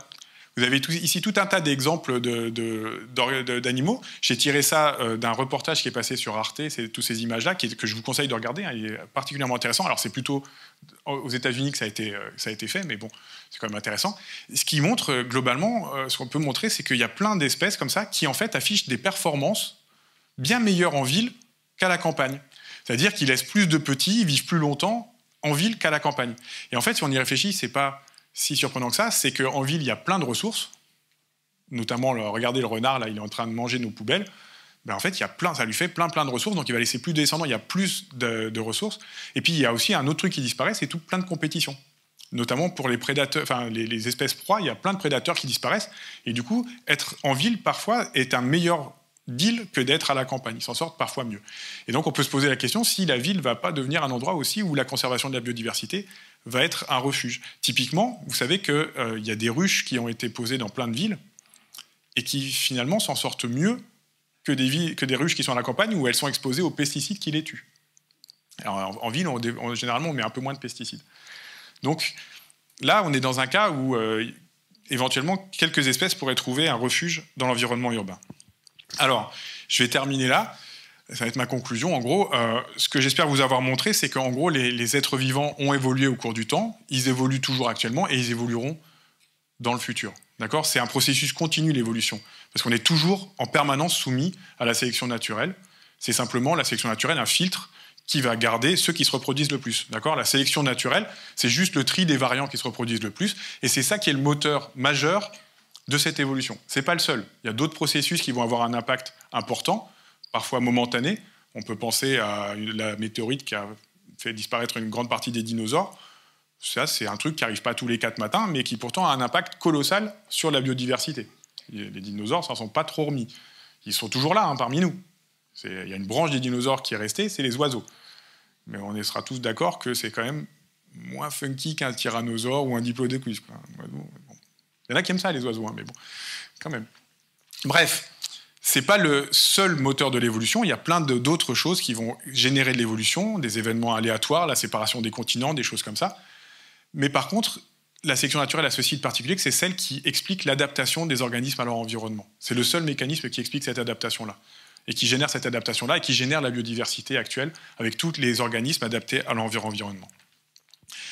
Les activités humaines au milieu de ça génèrent de nouvelles pressions de sélection. Elles modifient l'environnement, ce qui modifie les pressions de sélection, et qui vont pouvoir générer éventuellement de l'évolution, de l'adaptation, de l'acclimatation. Alors, on fait la différence entre acclimatation et adaptation. C'est simplement, les adaptations, c'est quelque chose qui est transmis à la descendance, alors qu'une acclimatation, c'est plutôt quelque chose qui est une modification qui ne va pas être transmise, non pérenne. Par exemple, être bronzé, quand il y a du soleil, c'est une acclimatation. La capacité à bronzer, par contre, c'est une adaptation. Ceux qui ne l'ont pas, quand ils vont au soleil, c'est compliqué pour eux. Donc c'est vraiment une adaptation. Mais par contre, le fait d'être bronzé, c'est une acclimatation à la présence des rayons solaires. En général, là, on est tous en train de perdre notre beau bronzage de cet été, qui est en train de petit à petit disparaître, et on le retrouvera un peu plus tard. Ça génère aussi des événements de spéciation. On a plusieurs exemples d'espèces qui apparaissent en lien avec des activités humaines. Par exemple, du côté de l'isthme qui est entre les deux Amériques, l'isthme de Panama, il y a des espèces d'insectes, je ne sais plus lesquels c'est exactement, qui se sont diversifiés, qui aujourd'hui semblent vraiment être des bonnes espèces. Alors c'est triste parce que c'est lié à la dégradation de la forêt et au morcellement de la forêt primaire dans cette région-là, qui bloque les échanges génétiques entre les différentes sous-populations et qui, du coup, génère de la nouvelle diversité. C'est pas forcément complètement terrible, mais en tout cas, ça entraîne de la spéciation. Et puis, on a vu aussi que parfois, ces activités humaines pouvaient même maintenir la diversité. Donc, il y a des activités humaines qui peuvent avoir un effet positif sur la biodiversité, même si la majorité n'ont pas un effet terrible.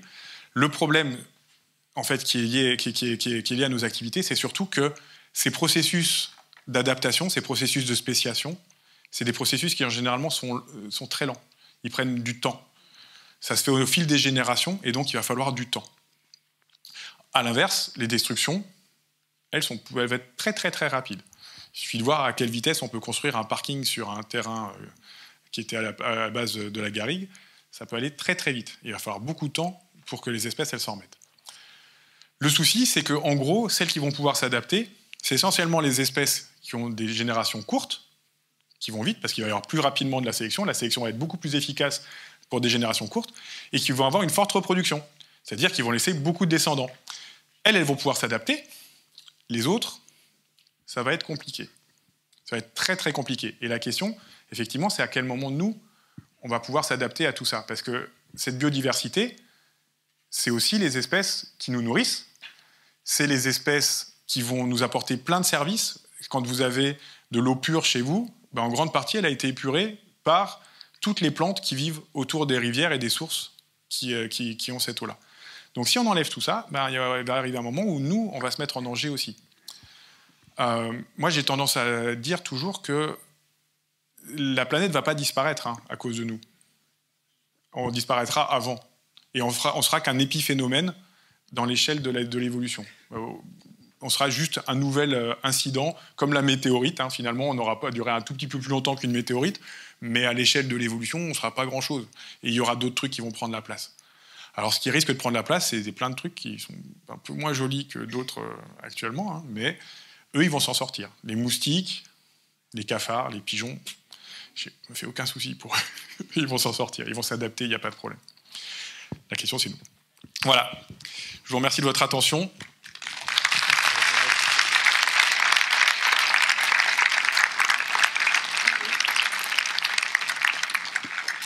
Et je m'excuse d'avance, j'étais encore un peu long, mais j'ai quelques étudiants dans la salle qui peuvent témoigner que c'est une habitude mauvaise que j'ai.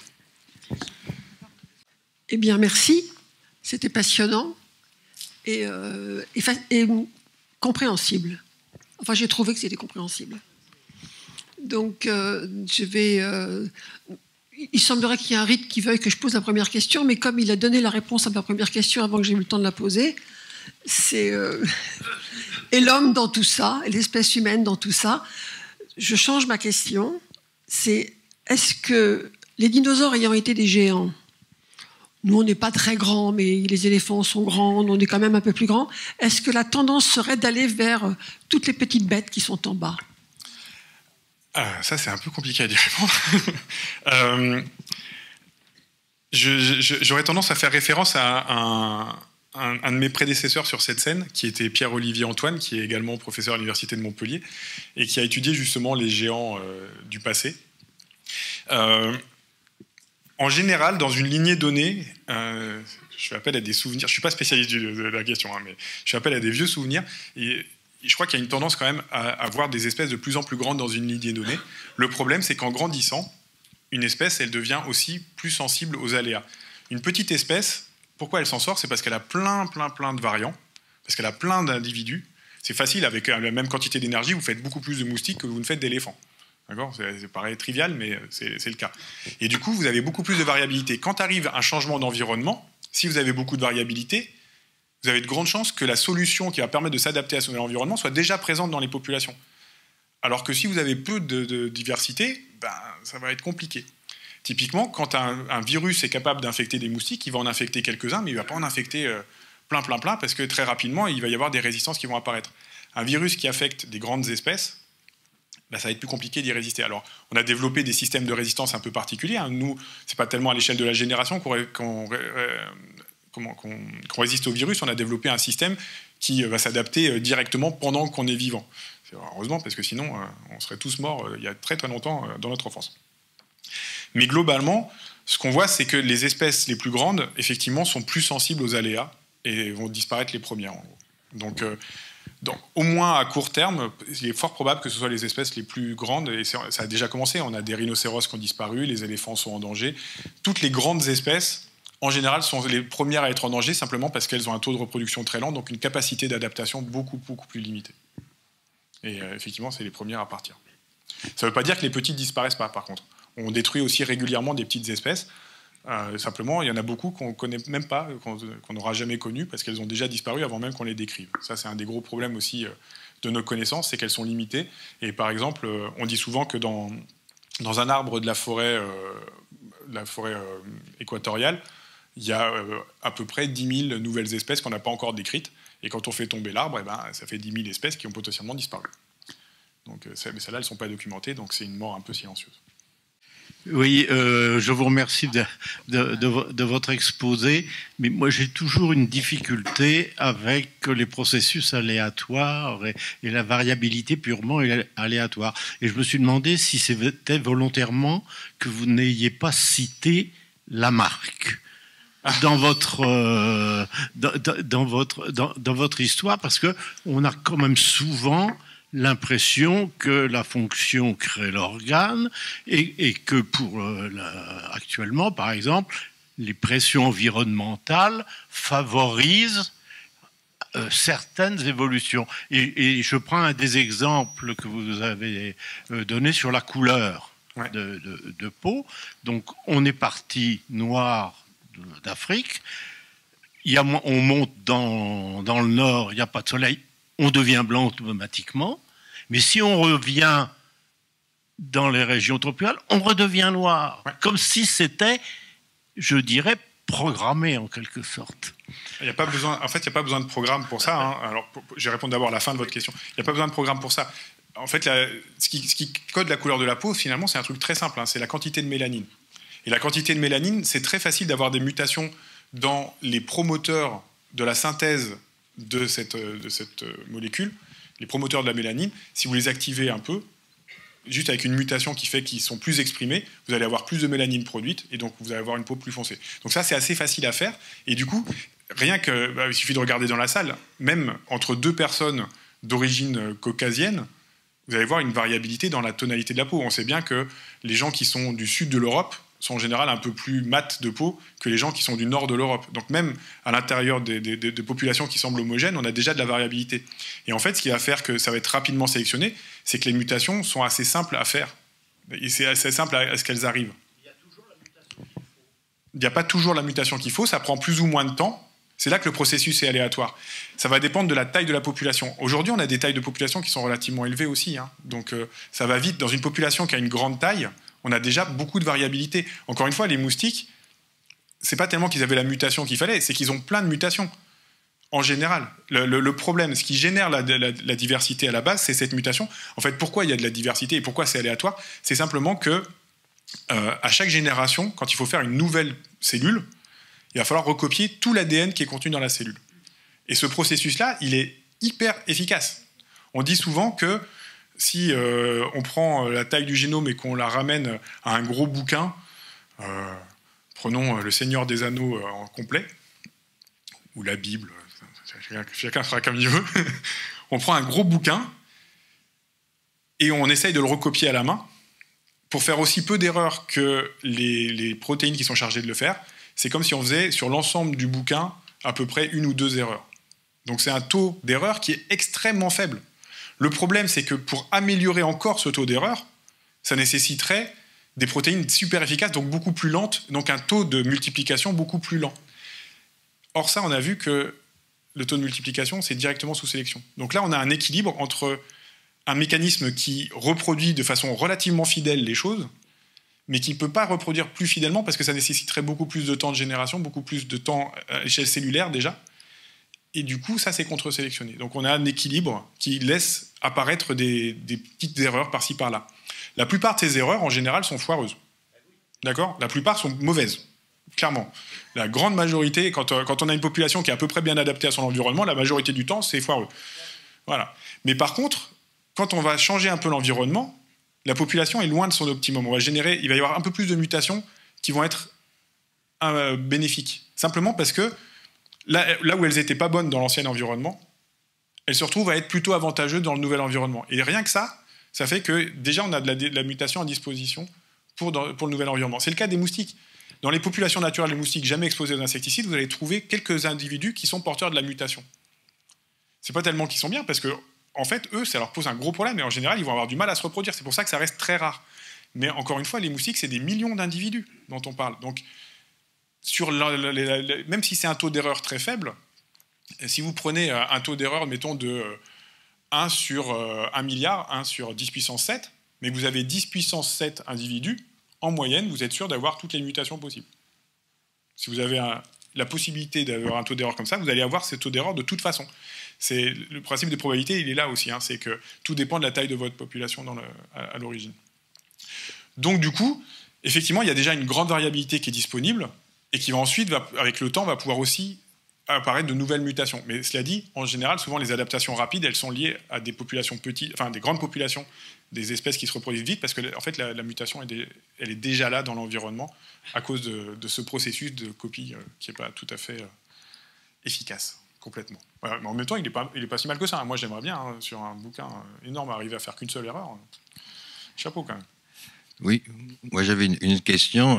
Vous avez bien expliqué que dans une population, l'espèce ou la sous-espèce qui va dominer et prendre l'écosystème, c'est celle qui aura le taux de reproduction, le succès de reproduction le plus grand, qui va petit à petit... Alors c'est pas l'espèce, c'est les individus dans une espèce donnée. Voilà. Parce qu'entre espèces, par contre, la sélection, c'est pas tout à fait la même chose.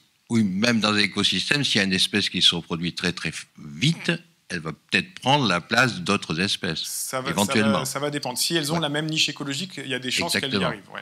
Donc, si on prend l'espèce humaine, finalement, le fait que l'espèce humaine ait un taux de reproduction grâce au fait, effectivement, que la mortalité diminue au cours de l'évolution. On était 100 000 au temps de Néandertal, on était 1 milliard en 1800, on était 4 milliards en 1900, et on va être bientôt 10 milliards.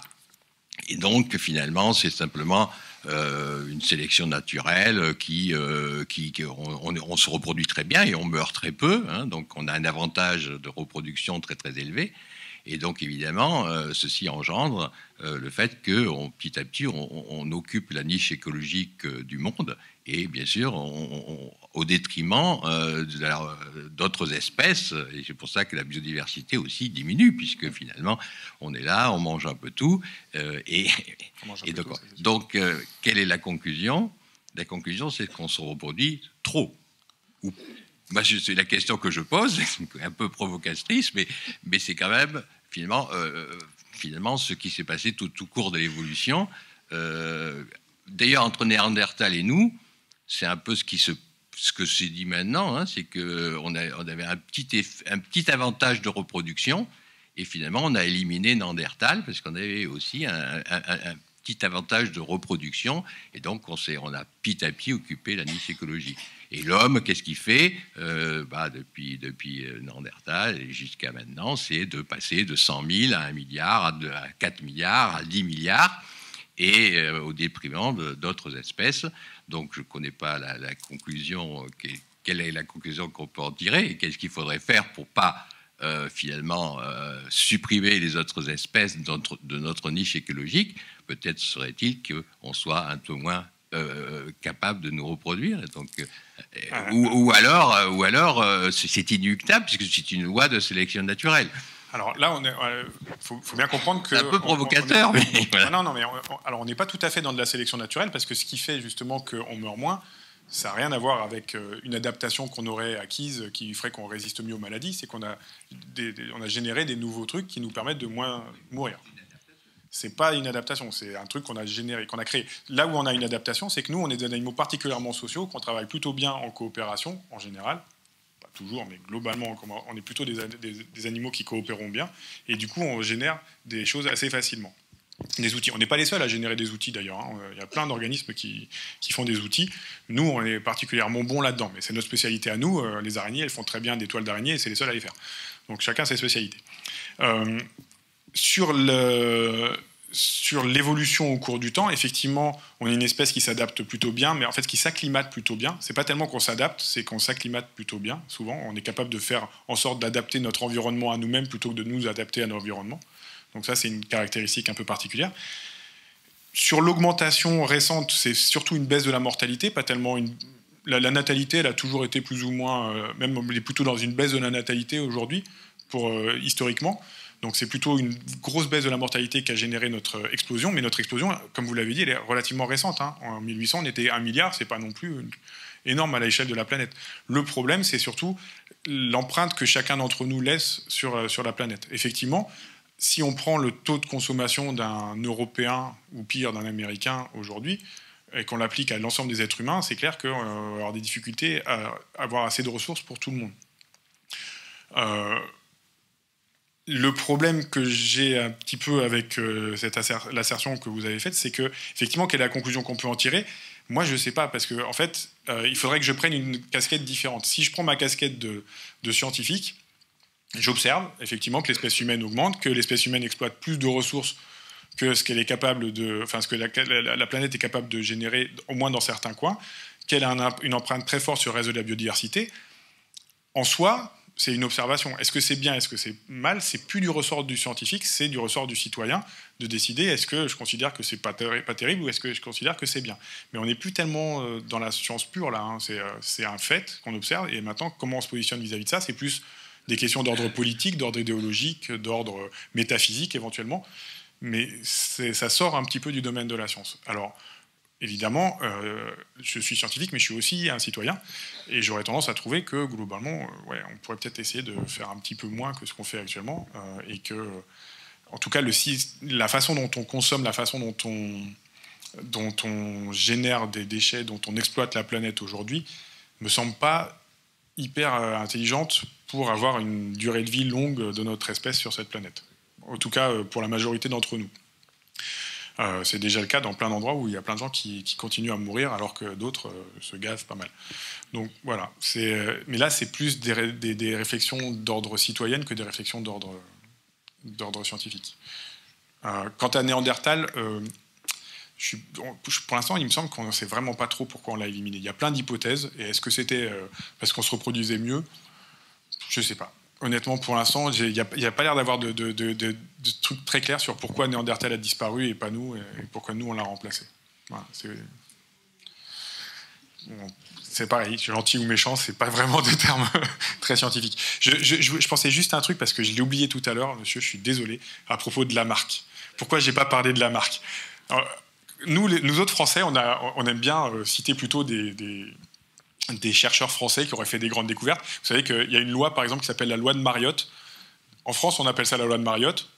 De l'autre côté de la Manche, il n'appelle pas la loi de Mariotte, il appelle la loi de Henry, parce qu'il considère que c'est un Anglais qui l'a découvert. Alors évidemment, nous, on a raison, mais ça, c'est un autre problème. En l'occurrence, Lamarck, c'est quelqu'un qui a eu des intuitions phénoménales, très importantes. Ça a été un des premiers, justement, à parler d'évolution, à imaginer que les espèces avaient changé au cours du temps. Ça a été le premier à classer les espèces selon ce critère-là. Quand Lamarck est arrivé au muséum, c'était Cuvier qui était le patron des vertébrés, qui était le truc noble. Et puis il y avait tout le reste, qu'ils appelaient les vers à l'époque. Et en gros, tout ce qui n'était pas un vertébré était un ver. C'est-à-dire qu'un mollusque, ce qu'on appelle aujourd'hui un mollusque, c'était un ver, mais aussi un insecte, mais aussi une méduse. Enfin, en gros, tout ce qui n'était pas un vertébré, globalement, était un ver. Et Lamarck a été le premier à faire une classification de ces trucs-là. Il avait fait aussi une classification botanique avant, en utilisant des critères plutôt d'ordre phylogénétique, on dirait aujourd'hui, c'est-à-dire un peu la généalogie des espèces, l'histoire du vivant, et pas basée sur des critères un peu choisis au hasard, comme c'était le cas avant. Il y avait beaucoup qui classaient en gros ça vole pas, c'est chaud, c'est froid. Enfin, vous voyez, ce genre de critères-là qui ne sont pas forcément les plus pertinents pour classer. Donc il a fait plein de choses de ce côté-là. Et effectivement, il a proposé un mécanisme pour cette évolution, qui était l'idée que plus on utilisait un organe, et plus il se développait, et moins on l'utilisait, et moins il se développait. Sauf qu'il raisonnait à l'échelle de l'individu. C'est-à-dire que ce que proposait Lamarck, c'était que si un organisme, un individu donné, pendant sa vie, va surutiliser quelque chose, il va transmettre ça à sa descendance, qui du coup va partir avec un truc plus élevé. Et en fait, ça, on se rend bien compte qu'il y a plein de cas où c'est pas vrai. En fait, c'est assez facile de montrer que c'est pas vrai, parce que certes, un forgeron qui va toujours taper avec son marteau du bras droit, il va avoir un bras droit énorme. Quand il va faire un bébé, le bébé il va pas naître avec un bras plus gros. C'est très rare, en tout cas. Voilà.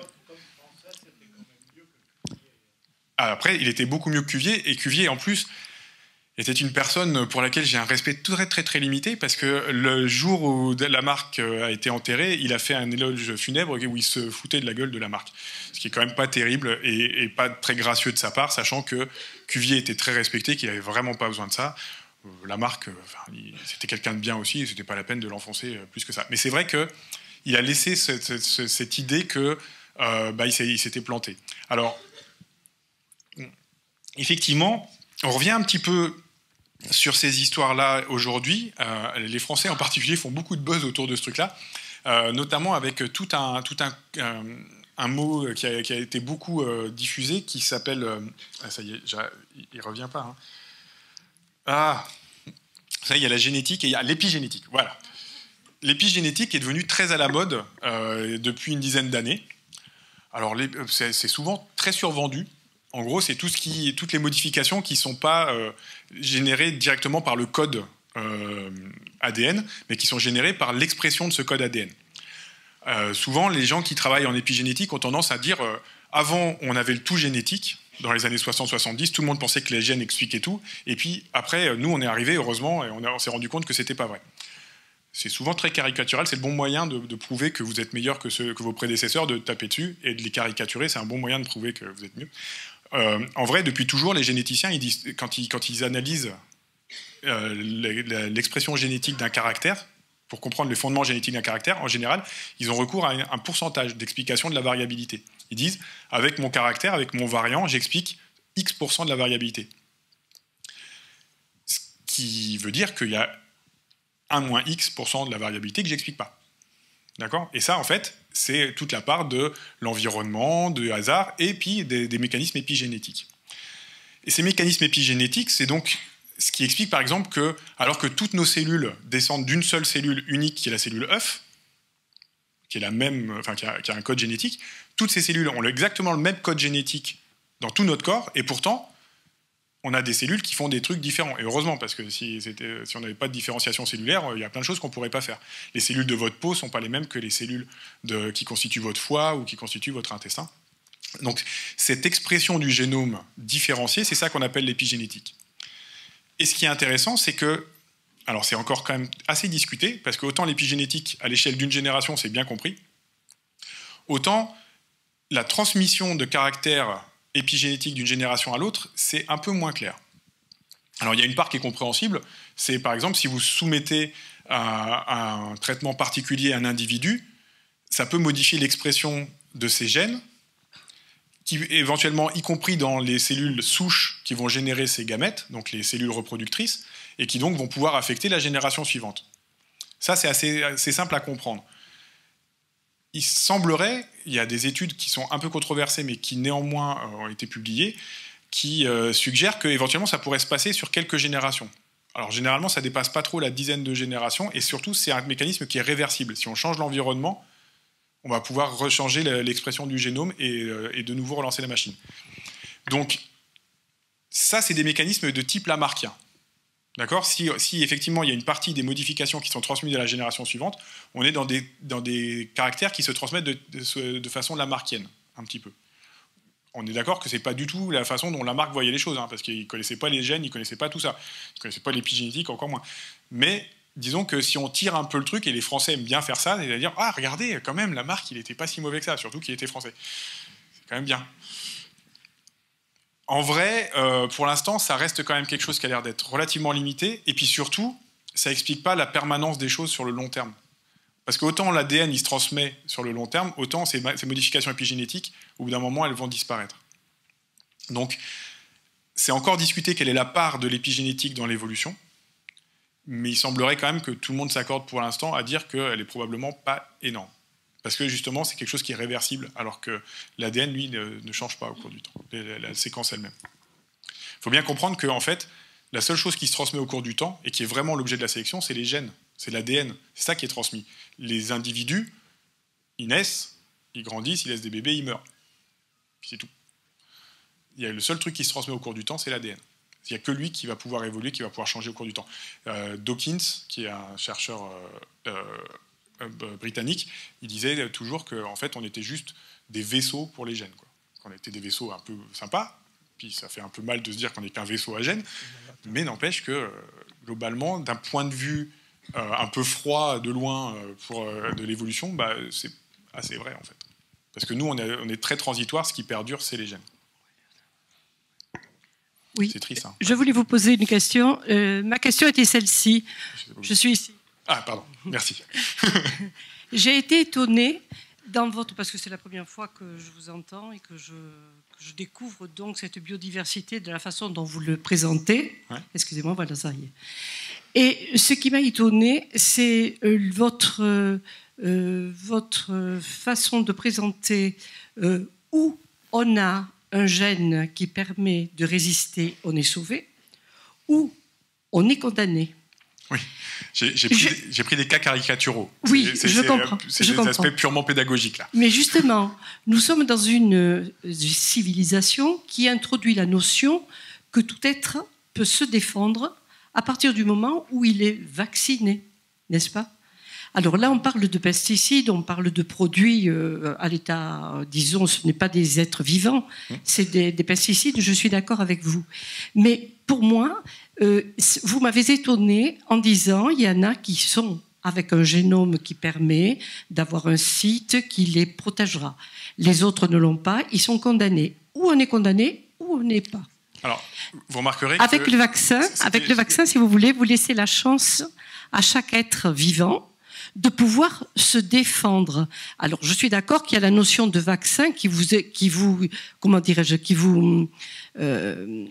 permettent de fabriquer votre défense. Mais est-ce que l'être vivant lui-même, même par rapport à un insecticide ou à un pesticide, ne peut pas se défendre de cette même façon en étant soumis à des doses, par exemple, minimales, puis qui augmenteraient, et on verrait que tout être vivant peut quand même se défendre tout seul. Vous voyez ce que je veux dire ? Alors, je sais pas si pense je me que suis je bien saisis expliquée. un petit peu. Oui. Alors, en fait, il y a une part de... Moi, alors, d'abord, le choix de mes exemples est un choix purement pédagogique et Oui. totalement... J'ai pris des exemples relativement caricaturaux pour faire comprendre les concepts. Évidemment, la majorité des traits vont être plus complexes que ça et vont avoir des interactions plus compliquées. Tout ça, j'ai pris des exemples simples pour fixer les idées, hein. On est bien d'accord. Voilà. Évidemment, c'est de la simplification. Oui. Enfin, c'est des exemples réels, mais c'est des exemples plutôt simples. Il y a plein d'exemples qui sont beaucoup plus compliqués. La deuxième chose par rapport à ce que vous dites, donc, tous les êtres vivants ont des mécanismes de défense qui ont été sélectionnés au cours du temps. On a tous des mécanismes de défense. Les insectes aussi, par exemple, ils ont tout plein de systèmes qui vont leur permettre de se défendre contre des agresseurs, contre des parasites, des choses comme ça. Et ces mécanismes peuvent être éventuellement mobilisés dans le cadre de la résistance à des nouvelles choses comme les pesticides. Par exemple, il y a des enzymes qu'on appelle les estérases. Et ces estérases, c'est des enzymes qui sont spécialisées pour casser tous les liaisons esters de n'importe quelle molécule. Et en fait, il y en a plein dans l'environnement. Notamment, je vous parlais des végétaux. C'est plein de saloperies, les végétaux, plein de composés très désagréables parce qu'en fait, ils n'ont pas envie d'être mangés. Enfin, entre guillemets, ils n'ont pas envie. Ils ont été sélectionnés pour ne pas être mangés pendant des millions d'années. Ils ont développé tout plein de poisons désagréables qui empêchent d'être grignotés. Et les êtres qui les consomment ont, eux, développé tout plein de choses pour arriver à les manger. Et notamment, ces estérases, par exemple, chez le moustique, vont dégrader plein de tanins naturels, de choses comme ça qui sont dans l'environnement parce que, en gros, ils vivent dans les moustiques que moi j'étudie en particulier, vivent dans des mares, qui sont des mares un peu crades. Moi, je les trouve souvent dans les stations d'épuration, dans les endroits comme ça. Je visite le monde dans les stations d'épuration, moi. C'est mon métier. C'est pas mal, hein. Je vois l'arrière, vraiment le derrière de la carte postale, au sens propre du terme. C'est sympa. Ça permet de rencontrer les gens aussi, parce que quand vous devez aller discuter avec eux, est-ce que je peux aller visiter vos latrines ? Vous comprenez bien qu'il faut créer une sorte de relation, quoi. Ça se fait pas non plus tout de suite, immédiatement. Bref. Ces moustiques qui sont dans des environnements quand même très saturés en matière organique, notamment en matière organique végétale, ils doivent se défendre contre des doses déjà de poison qui sont présents dans l'environnement, qui pourraient éventuellement être désagréables. Donc ils ont des mécanismes de dégradation de plein de molécules diverses et variées. Et ces molécules peuvent être surexprimées dans le cadre de la résistance. Alors ce qu'on observe, c'est qu'un organisme donné, un individu donné va pouvoir résister à une certaine gamme, d'accord ? Mais en général assez faible, d'accord ? Même pour ces trucs-là, il s'avère qu'on a des moustiques qui vont exprimer, parce qu'ils ont plus de copies de ces gènes-là, vont avoir un taux plus élevé, et eux vont être avantagés, mais ce qu'ils vont transmettre à leur descendance, c'est aussi ce taux plus élevé de base. L'organisme lui-même, si vous montez encore la dose, il va mourir. Mais par contre, vous allez sélectionner à l'échelle de la population des individus qui, en moyenne, vont avoir un taux d'expression plus élevé à la base. Mais ce n'est pas l'individu lui-même qui va s'acclimater petit à petit. En fait, ça arrive assez peu souvent, surtout pour des espèces qui ont une courte durée de vie, qui n'ont pas des systèmes de défense super développés, parce que finalement, ils ne vont pas vivre suffisamment longtemps pour que ce soit intéressant. c'est un investissement, hein. Un mécanisme de défense, ça coûte de l'énergie, encore une fois. Donc, si on vit pas longtemps, c'est pas la peine d'avoir un système de défense super au point, quoi. C'est de l'énergie gâchée. Et donc, c'est au fil des générations qu'on va voir augmenter ça, mais pas tellement à l'échelle de l'individu. Chez les individus comme nous, on a développé tout plein de systèmes un peu plus complexes pour pouvoir justement survivre longtemps. C'est ce qui nous permet de survivre longtemps, c'est aussi d'avoir ces mécanismes-là, comme le système adaptatif qui va être mobilisé dans le cadre du vaccin. Dans le cadre du vaccin, en fait, on a une adaptation, nous autres vertébrés, qui est qu'on a un système où on va fabriquer des anticorps, des choses comme ça, qui vont être adaptés à un virus ou un truc comme ça, et dont on va pouvoir garder la mémoire éventuellement. Ce qui est pratique, parce que si on survit à la première fois, on va pouvoir résister la seconde fois. C'est le principe du vaccin. Sauf qu'on vous fout un truc qui risque pas de vous tuer au premier coup. C'est quand même mieux que sinon. C'est un peu ça l'idée. Mais globalement, on utilise là, on détourne un système qui est présent, qui est une adaptation que nous on a et qui nous permet de vivre longtemps. Donc c'est pas tellement.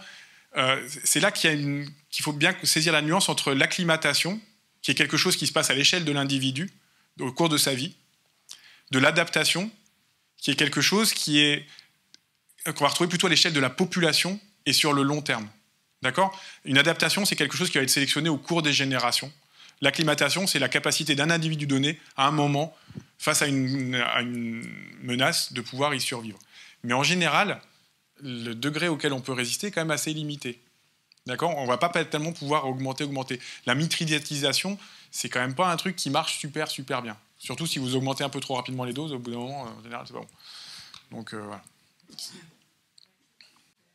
Je peux faire la voix de la femme si vous voulez. T'as l'air d'être une sacrée femme, toi, avec ta moustache. Bonjour.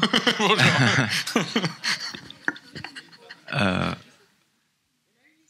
Ouais. Je suis désolé, hein. Je peux pas être une femme aujourd'hui. Mais j'ai une question, enfin j'en ai même deux qui sont super intéressantes. Par contre, je vous remercie. Donc moi, je voudrais juste poser deux questions, une assez simple et une un peu plus vague. J'essaie de répondre court, comme ça on pourra faire la dernière. Ouais, super. En fait, je voudrais savoir d'où ils sortent en fait les moustiques résistants, parce que vous avez bien expliqué que le succès reproductif faisait que au sein d'une espèce, des individus pouvaient prendre la place d'autres. Avant qu'on épande des insecticides tout le long de la plage, en fait, il y avait une situation donnée. Et vous avez bien vu avec vos élèves que la femelle moustique préférait le non résistant au résistant. Donc je voulais savoir d'où sortait ce résistant, puisqu'a priori il n'avait pas de succès reproductif du tout. Donc ça c'est une question assez simple. La première, ça je peux y répondre très rapidement, c'est qu'ils étaient en très faible fréquence dans les populations, juste générés par la mutation. Ils étaient à un équilibre entre la mutation et le fait qu'ils vont disparaître assez rapidement parce qu'ils sont contre-sélectionnés. Mais comme la mutation régénère assez souvent des trucs comme ça, parce que c'est des très grandes populations, en fait, on a un équilibre entre le taux de mutation qui génère des nouveaux individus qui seraient résistants s'ils étaient dans un milieu avec insecticide, mais qui, en fait, à la base, sont juste des mutants de l'acétylcholinestérase tout pourris. Hein. C'est ça, quand même, à la base. C'est juste que, dès qu'on met de l'insecticide, ces trucs qui étaient tout pourris deviennent des superstars parce que c'est les seuls qui restent. Et donc, il va falloir se contenter d'eux. Mais en fait, ils existent déjà avant. C'est simplement que quand ils apparaissent, ils redisparaissent quasiment aussitôt parce qu'ils sont contre-sélectionnés. D'accord. Et une autre petite question. En fait, vous n'avez pas parlé d'une facette de la sélection naturelle, qui est la sélection sexuelle, et qui, en fait, pourrait peut-être prendre pas mal de place pour peut-être l'homme, surtout les populations occidentales, qui sont vraiment en décalage par rapport à notre environnement, du fait de toute la technologie qu'on crée depuis peu de temps finalement, et qui fait que dès aujourd'hui, le soir, en rentrant du travail, on n'est pas obligé d'aller chasser la bête comme des populations africaines peuvent le faire, par exemple, ou sud-américaines. Donc en fait, on se dissocie un peu de tout ça, on est peut-être moins adapté à l'environnement qui est pas si loin que ça. Et pourtant, cette sélection sexuelle prend de plus en plus de place, et je voudrais avoir votre avis par rapport à ça. La sélection sexuelle, c'est pas. Alors, c'est un terme qui a été employé dès Darwin. Hein, c'est Darwin qui a proposé cette idée-là de la sélection sexuelle. C'est en fait un truc qui n'est pas différent de la sélection naturelle. C'est juste un cas particulier de la sélection naturelle qui s'intéresse à un trait en particulier, qui est la capacité. Parce qu'on l'a dit, hein, la sélection, c'est est-ce que je laisse plus de descendants que mon voisin ? Et il y a un truc qui est vachement important pour laisser plus de descendants que mon voisin, c'est d'arriver à trouver un partenaire sexuel. Parce que si je ne trouve pas de partenaire sexuel, je ne laisserai jamais de descendants. Tout seul, j'y arriverai pas. Et donc la sélection sexuelle, en fait, c'est la sélection qui concerne ce trait particulier, qui est la capacité à séduire ou à s'accaparer un partenaire sexuel. Donc c'est des traits rigolos parce que c'est des traits qui expliquent souvent des traits un peu bizarres chez les organismes vivants. C'est rigolo parce que j'ai fait le cours sur la sélection sexuelle ce matin avec mes élèves de L3, EBO et BEST à Montpellier. Ce matin, à 9h45, je parlais de ça. Donc j'ai essayé de ne pas vous faire un cours. Mais en gros, l'idée, c'est que le fait d'acquérir un partenaire sexuel, ça va déterminer aussi ma capacité à laisser des descendants. Et donc, tout trait qui va, par exemple, augmenter ma capacité à éliminer des concurrents est un trait qui peut être sélectionné, parce que je vais laisser plus de partenaires sexuels. Si j'élimine tous les autres, les femelles ne vont pas avoir le choix, elles vont devoir choisir moi. Si je les tue tous, c'est un bon moyen. Il ne faut pas le faire. Ne faites pas ça chez vous. Mais par contre, c'est un bon moyen en général. Et l'autre façon de faire, c'est de faire en sorte qu'elles me choisissent moi pour d'autres raisons. Par exemple, parce que j'ai une grande maison, ou parce que j'ai plein de trucs vachement, je suis super beau. Enfin, ça pourrait être plein de raisons comme ça. Et en fait, dans les espèces vivantes, on a plein de traits comme ça qui étaient des traits qui, en fait, au départ, avaient été opposés à Darwin en lui disant regarde, un pan, c'est complètement con. C'est d'avoir une traîne comme ça de 2,50 m de long pour un oiseau qui fait à peine 40 cm, c'est débile. Surtout dans son environnement naturel, parce que le pan, on a l'habitude de le voir dans les zoos ou dans les prés, enfin dans des parcs chez nous. Mais ce n'est pas son environnement naturel. Son environnement naturel, c'est l'Inde, les forêts équatoriales d'Inde. Donc son prédateur naturel, c'est le tigre. Vous comprenez bien que pour un pan, avoir une queue de 2,50 m, c'est pas super quand on doit se débarrasser d'un tigre, qu'il faut lui fuir devant lui. Donc effectivement, quand Darwin a proposé cette hypothèse de sélection naturelle, on lui a dit attends, comment t'expliques ce truc? C'est complètement con quand même. En termes de survie, c'est pas du tout adaptatif. Pourquoi lui, c'est bien? Et en fait, c'est comme ça qu'il est arrivé à cette histoire de sélection sexuelle. C'est-à-dire que pour un pan mâle, le problème, c'est que s'il n'a pas une queue de 2,50 m, certes, il va survivre mieux, mais personne ne voudra de lui. Donc il ne va pas transmettre ses gènes à la génération suivante. Donc en fait, ils sont obligés d'avoir ça parce que sinon, ils ne trouvent pas de partenaire. Et il y a plein de traits comme ça extravagants qui sont expliqués par le fait que c'est ce qui attire le partenaire d'en face. Donc même si c'est pourri d'un point de vue de sélection et qu'on serait mieux sans ça, eh ben on fait avec parce que sinon, on n'arrive pas de toute façon à transmettre ses gènes. D'accord? Donc il va y avoir un équilibre entre la partie sexuelle de la sélection et le reste de la sélection. Mais en fait, là, c'est toujours le même mécanisme. C'est quand même toujours ceux qui vont laisser le plus de descendants à la fin. C'est simplement que le trait qui est sélectionné ici, c'est pas la résistance aux insecticides ou la capacité à survivre dans un environnement dégradé. C'est simplement la capacité à est-ce que je peux pécho? Voilà. Ah. Je peux avoir juste une dernière question? J'ai juste une petite question. C'est un homme, c'est raté. Ah, c'est mince. Ouais, c'est terrible. Bon, je sais pas, est-ce que je peux la poser? Oui ou pas? Elle est rapide, hein? Très très vite. Hein. D'accord, ok. Du coup, vous avez dit que notre but sur Terre, c'est de se reproduire, du coup. Survivre, ça sert à rien. J'ai pas de but sur Terre. Non, mais il n'y en a pas.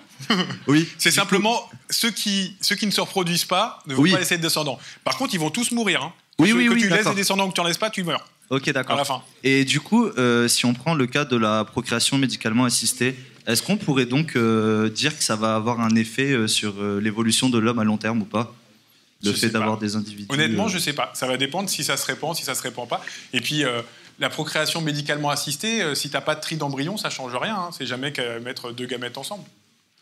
Oui, mais du coup... Ce qui peut éventuellement changer et avoir un impact sur l'évolution humaine, encore une fois, en plus, ça dépend... Enfin, il faut voir les échelles. C'est à l'échelle des générations que se fait l'évolution. Donc il faudrait que plusieurs générations d'affilée commencent à faire ce genre de truc-là pour que ça puisse avoir un impact. Il faut bien comprendre que, par exemple, vous voyez, il y a un truc qui est très, très, très bien documenté dans l'espèce humaine. Entre la génération de mes parents et la mienne, on a pris 20 cm à peu près. Question d'alimentation. Ce qui est assez énorme.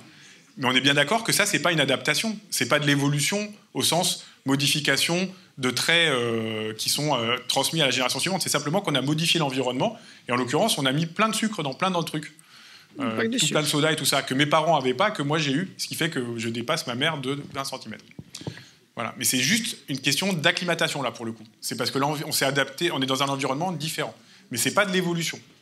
L'évolution, ça prend beaucoup plus de temps. Il faut imaginer, quand je vous parlais du lézard, là, 30 générations, c'est une génération par an, ce lézard-là, donc ça fait à peu près 30 générations.